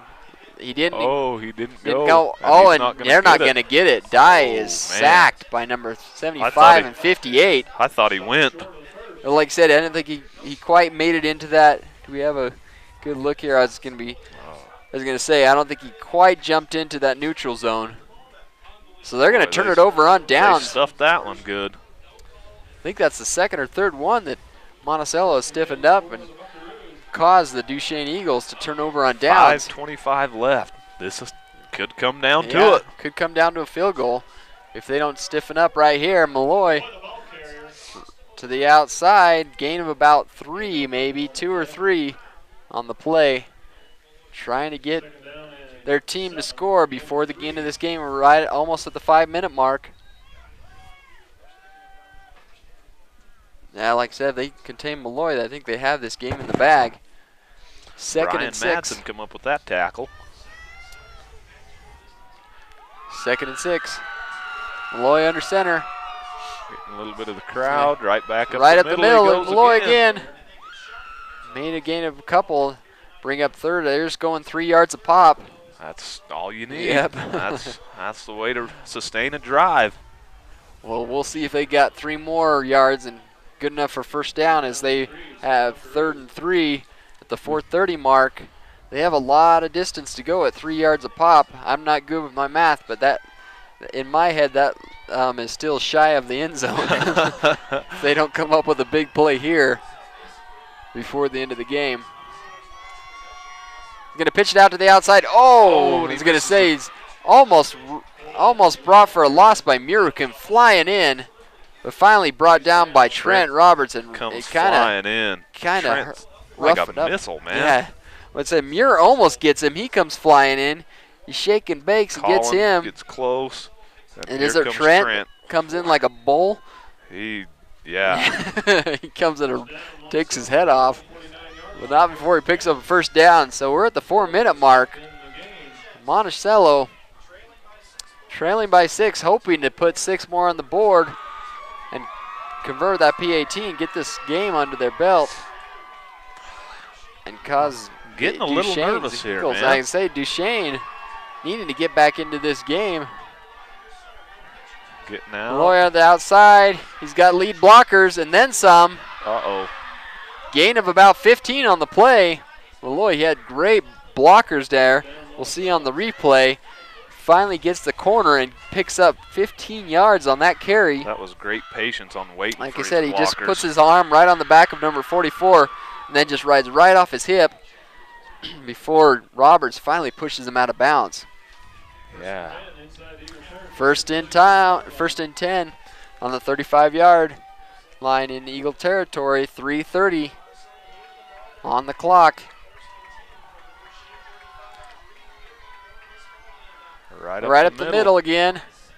Uh-oh, oh no, and he's off to the races, and that's going to be a touchdown for Monticello. Right up the middle, like I said, a couple of blockers. And like you said, that touchdown, that PAT will be the deciding factor. Dylan Mon with the run. Wow. Cowan has got to try to get his men in and get a block on here. If they can block this and keep it tied up, they'll still be well within. I mean, you've still got 3:20, so still lots of game left. If they can get within field goal range, they still can win this game. But we'll see what they set up in. Not a lot of luck on either side with the PATs. But they will set up. Malloy will set up for the PAT. And they're trying to get everybody to fire in there and get this block. Looks like there will be a timeout. No, they're going to shift a little bit. Don't know about you, but my guts are starting to churn. You probably don't have like near as much invested in this as I do. Well, I love a good game, and that's why I'm here. I knew we'd come to Duchesne and have a good game to call. Down, the hip is up. Oh, and it's and it looks like it's good right down the middle. And so Duchesne drops 20-21 to the Monticello Buckaroos. A big play. We'll step aside, have a word from our sponsors, and be back with more of this exciting game.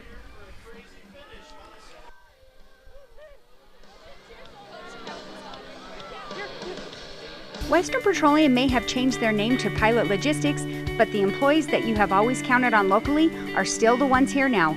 Pilot Logistics continues to provide the Uinta Basin with cardlock services, bulk fuels, lubes, and oils, just as they did when they were Western Petroleum. Call 789-1832 for information about the services offered by Pilot Logistics. Western Petroleum would like to thank all of their valued customers for the many years of providing services here in the Uinta Basin and look forward to serving you in the future as Pilot Logistics. Good evening, folks. Welcome back to an exciting game here at Duchesne High. The score now 20-21 in favor of the visiting Buckaroos. They ate up a lot of clock, drove down, and had a big play to put them into the end zone. Was it Malloy who put that in? Or no, Dylan Maughan, number 28.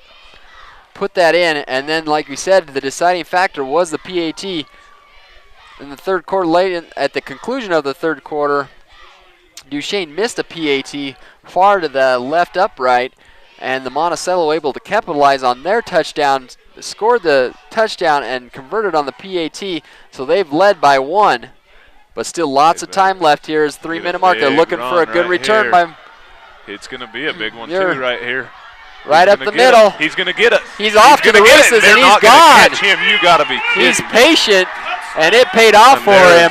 No laundry on the field. You gotta be kidding me. You needed a big play. And I don't know. That didn't take off near as much time as I would like, but we're okay with that. Well, I was just going to say Monticello was just excited and jumping for joy after that last time. And they're not now. No. Muir just, if you watch this, he's patient. He waits for the holes to open up, and then he just turns it on. And there's nobody within 10 yards. Fast. Man, we have a lot of big players on this team who just can turn, can come up with the big plays, and Muir is definitely one of them. Who this team, that was looking pretty rough, as so far the offense have not been able to move the ball really successfully against this Monticello defense. So Muir came up big. Looks like they're gonna go for the 2-point conversion. They're going to go for the 2-point conversion and see if they can't make up that lost PAT as they set up Robert under center. He's got Dye in the backfield. Muir and Despain with Spencer on the far side. He's going to stay in. Keep it. Nobody touches him. He's in for 2. That's the same play they scored on down here. Yeah. On their 2-point conversion. So 28-21, just like that. Maybe, was it 5-10 seconds off the clock, maybe? I was going to say, it didn't take much. No, that didn't take near enough time off the clock. Well, that's what we like to see when we come and televise these hometown Basin boys. We like them to pull ahead just like that. It was looking a little shaky there. Coach Cowan, he's trying to get them fired up. Look at him. And we got kids down on the track and yelling and getting the crowd fired up. That's what we like to see. Well, we needed to get back in this game. Like I said, everybody kind of had their heart in their throats, man. It was sad everybody. Faces on. Yeah, I mean, they said the streak was over to Monticello. Nobody, but just like that, like you said, just took off about 10 or 15 seconds. The score now 28-21. 3 minutes left in this game. Monticello still got some fire left in them, though. Oh, yeah, there's still plenty of time left, but we got to have a big stop. And right here, we just want to thank Moon Lake Electric, in operation since 1938, owned by the people they serve. Moon Lake is a cooperative, not a privately owned. So we're glad that we've got lights here on the field, and he just kind of pooches it. Right about the 28-yard line. I was going to say, he was almost broke through. Those blue uniforms kind of blend into the night sky. It's kind of hard to keep track, because sometimes you think he has an open hole, but he has 5 more guys to beat. Wow. almost returns it to midfield. Brought down about the 38-yard Riley line. Spencer made that tackle. Thank goodness. Right at the 3-minute mark of this half and quarter and game. 1st and 10 for the Buckaroos. Malloy under center. He's looking to pass. He has a guy across the middle. Malloy. Roberts able to save a touchdown.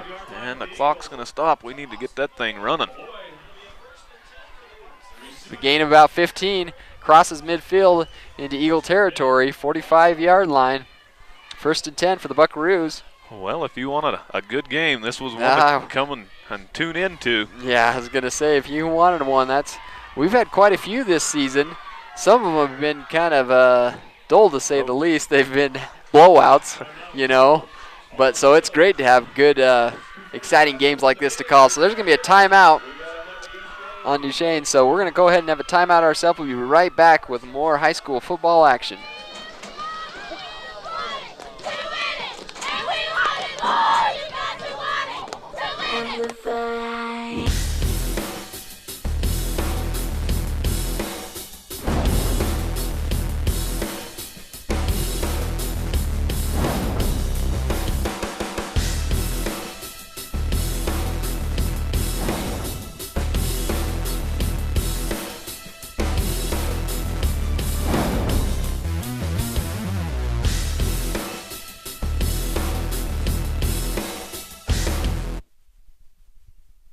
On your way to the great outdoors, stop by Bigfoot Pro Shop on North Vernal Avenue. We've got you covered.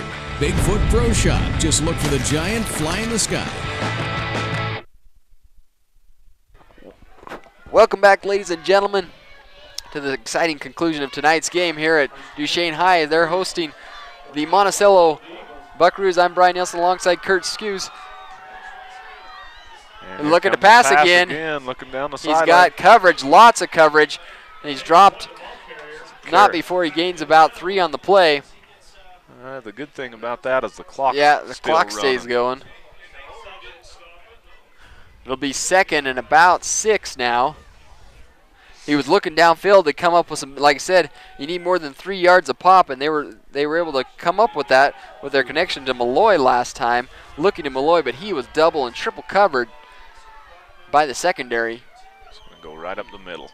Right up the middle this time. Number 9. Good stuff right there.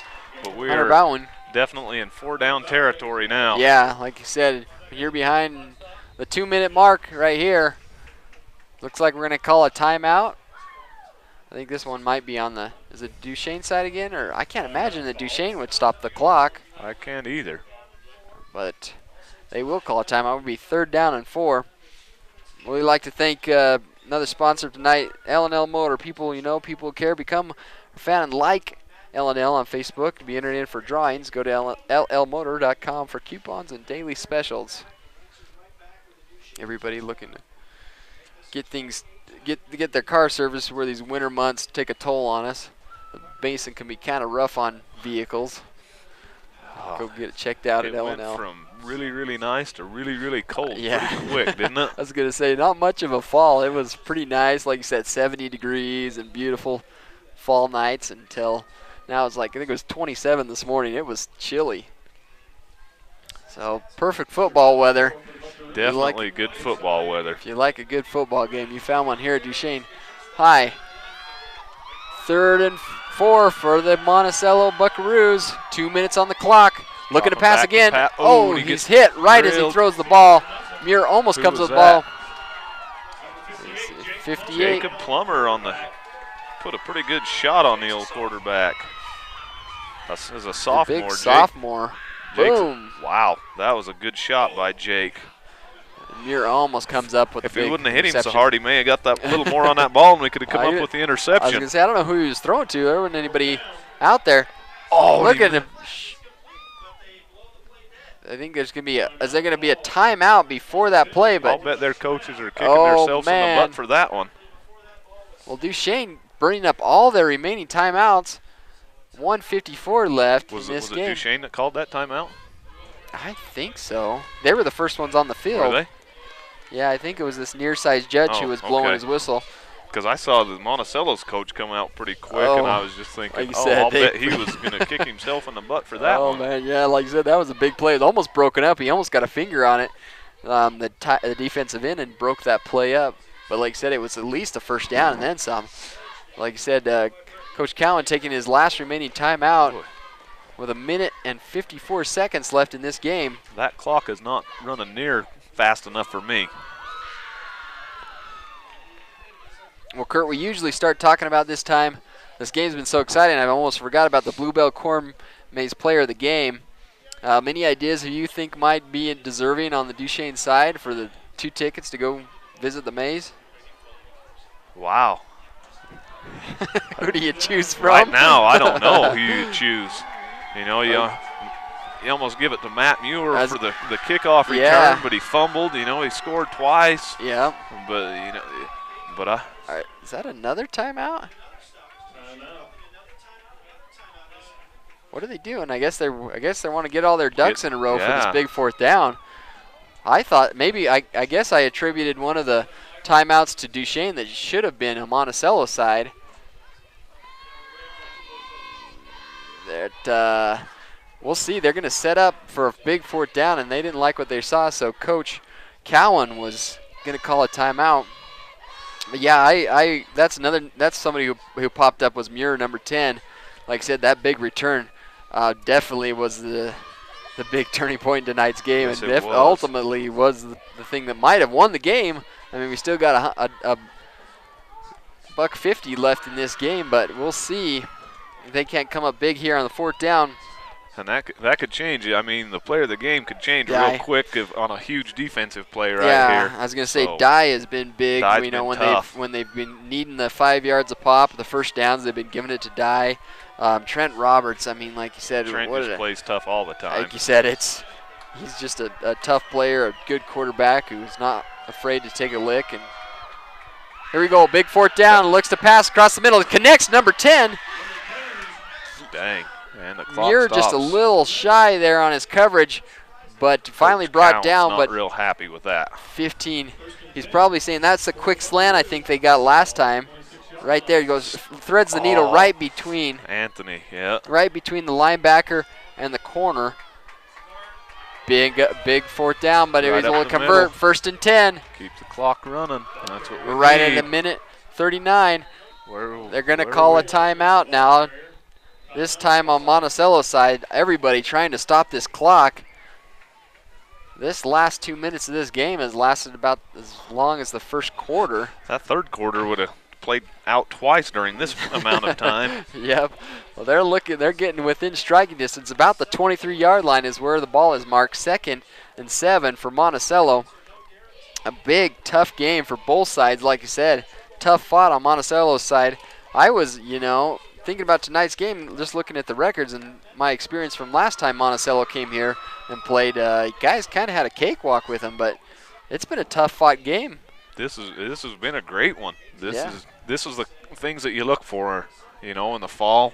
You just want to see a good game. Yeah, and you don't want to get complacent either. Sometimes you hate to say it, but when you've had a few big blowouts like Duchesne has, and sometimes you get complacent. So these are teams that'll keep you honest. And yeah, that's great, and that's what we like. That's 1A football. It's kind of gets overlooked sometimes, but you come and watch a game like this, and there's just a hard-nosed, tough games. Yep, exactly. Right up the middle that time, number 3, Malloy.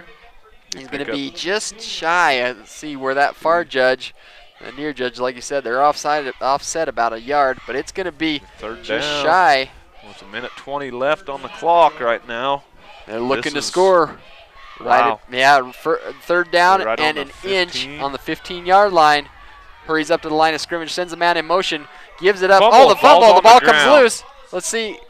Oh, he does come up with a Malloy. Did he fall forward and get the yard? Yeah, he got the first down, and so that stops the clock, and that's a big break for Monticello. Like I said, the ball come loose. That would have been the game if Duchesne would have recovered. Picked it up. Yes, it would have been. Oh, he just didn't even get the handoff, did he? Yeah, I don't know if he wasn't expecting it, but like you said, wow, it just went right into him. Heads-up play, he was able to fall on it and get the first down. 1st and 10 on the 15-yard line, 14. How? I think they I think we've carried over or somebody's carried over a few timeouts from the first and I was from going to say, because last they're game, calling maybe. way too Man, many. there's been a lot, hasn't there? Yeah, I was going to say, unless Duchesne or Monticello has taken one this time. Like I said, right about 1:05 left in this game. The score very close, 28-21 in favor of Duchesne. But Monticello knocking on the door on the 15-yard line. It'll be 1st and 10 when we break from the huddle. We'd like to thank Moon Lake Electric, in operation since 1938, owned and operated by the people they serve. Moon Lake Electric is a cooperative, not privately owned. And Pilot Logistics. Western Petroleum may have a new name, but they are still the same great company you can rely on. Contact Pilot Logistics for all your petroleum needs. 1st and 10 for Monticello. Back Looking to pass. He has a guy open in the flats. Oh, I think, did they going to call it? I think they're going to say he caught it. Yeah. Wow. He's not showing, but he's going to show the 2nd down. The clock should be running, though. Yeah, gain of about 4 that I'm time. not even going to be able to see the replay on that because they're going so a curry-up offense. Looking to pass this time the same side. They fired hard on him. That time Muir just overshot him. I think they're going to run out. I was going to say they can spike the ball, but they're going to lose it down. And that would not be a good idea. About 30 seconds left in the play. Oh, he does spike the ball. It's going to come down to one play here. 27 seconds left. It's going to be the 4th down. Wow. They have to go to the end zone. Now I'm really getting nervous. My guts are starting to churn. Everybody up here in the booth is having a hard time of it. 27 seconds left. Duchesne leading by 7, 28-21. Here we go. This is the big right 4th down. This is for all the marbles. Here comes that Loy under slant center. Number 10. They're looking in the end zone. Oh, off the helmet of almost. Big play, turnover downs, and that's the game. Off to Spain's helmet. Doesn't even turn around, but able to be in the right place at the right time and gets it right off the top of his head.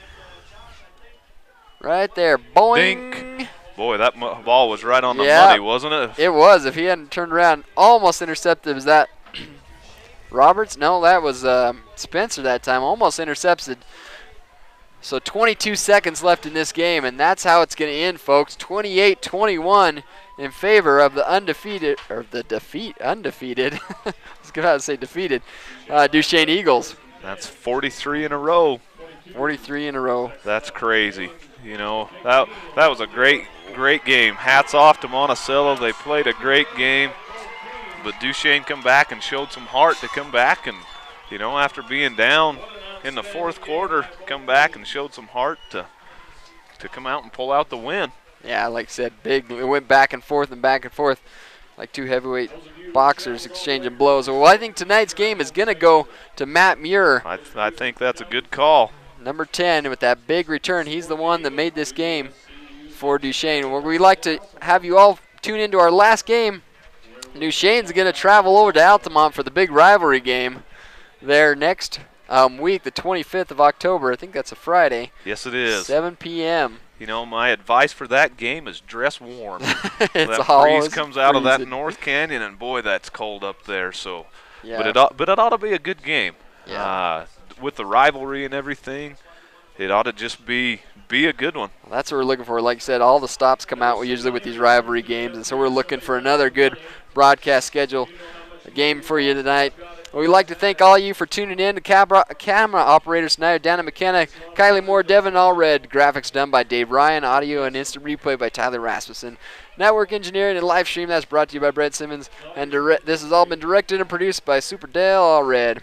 I'm Brian Nielsen, and for Kurt Skews, I'd like to thank you for joining me tonight, Kurt. Well, I appreciate it. It has been fun. I was a little nervous doing this, but I had a good time. You got quite the following on the Facebook and the internet too. So I'm just going to catch nothing but a hard time over this probably. Well, thank you, folks, for joining us tonight's game here at Duchesne High as they pull away at the end 28-21. For all of us at VTV Channel 6, we'll see you next Friday at Altamont High.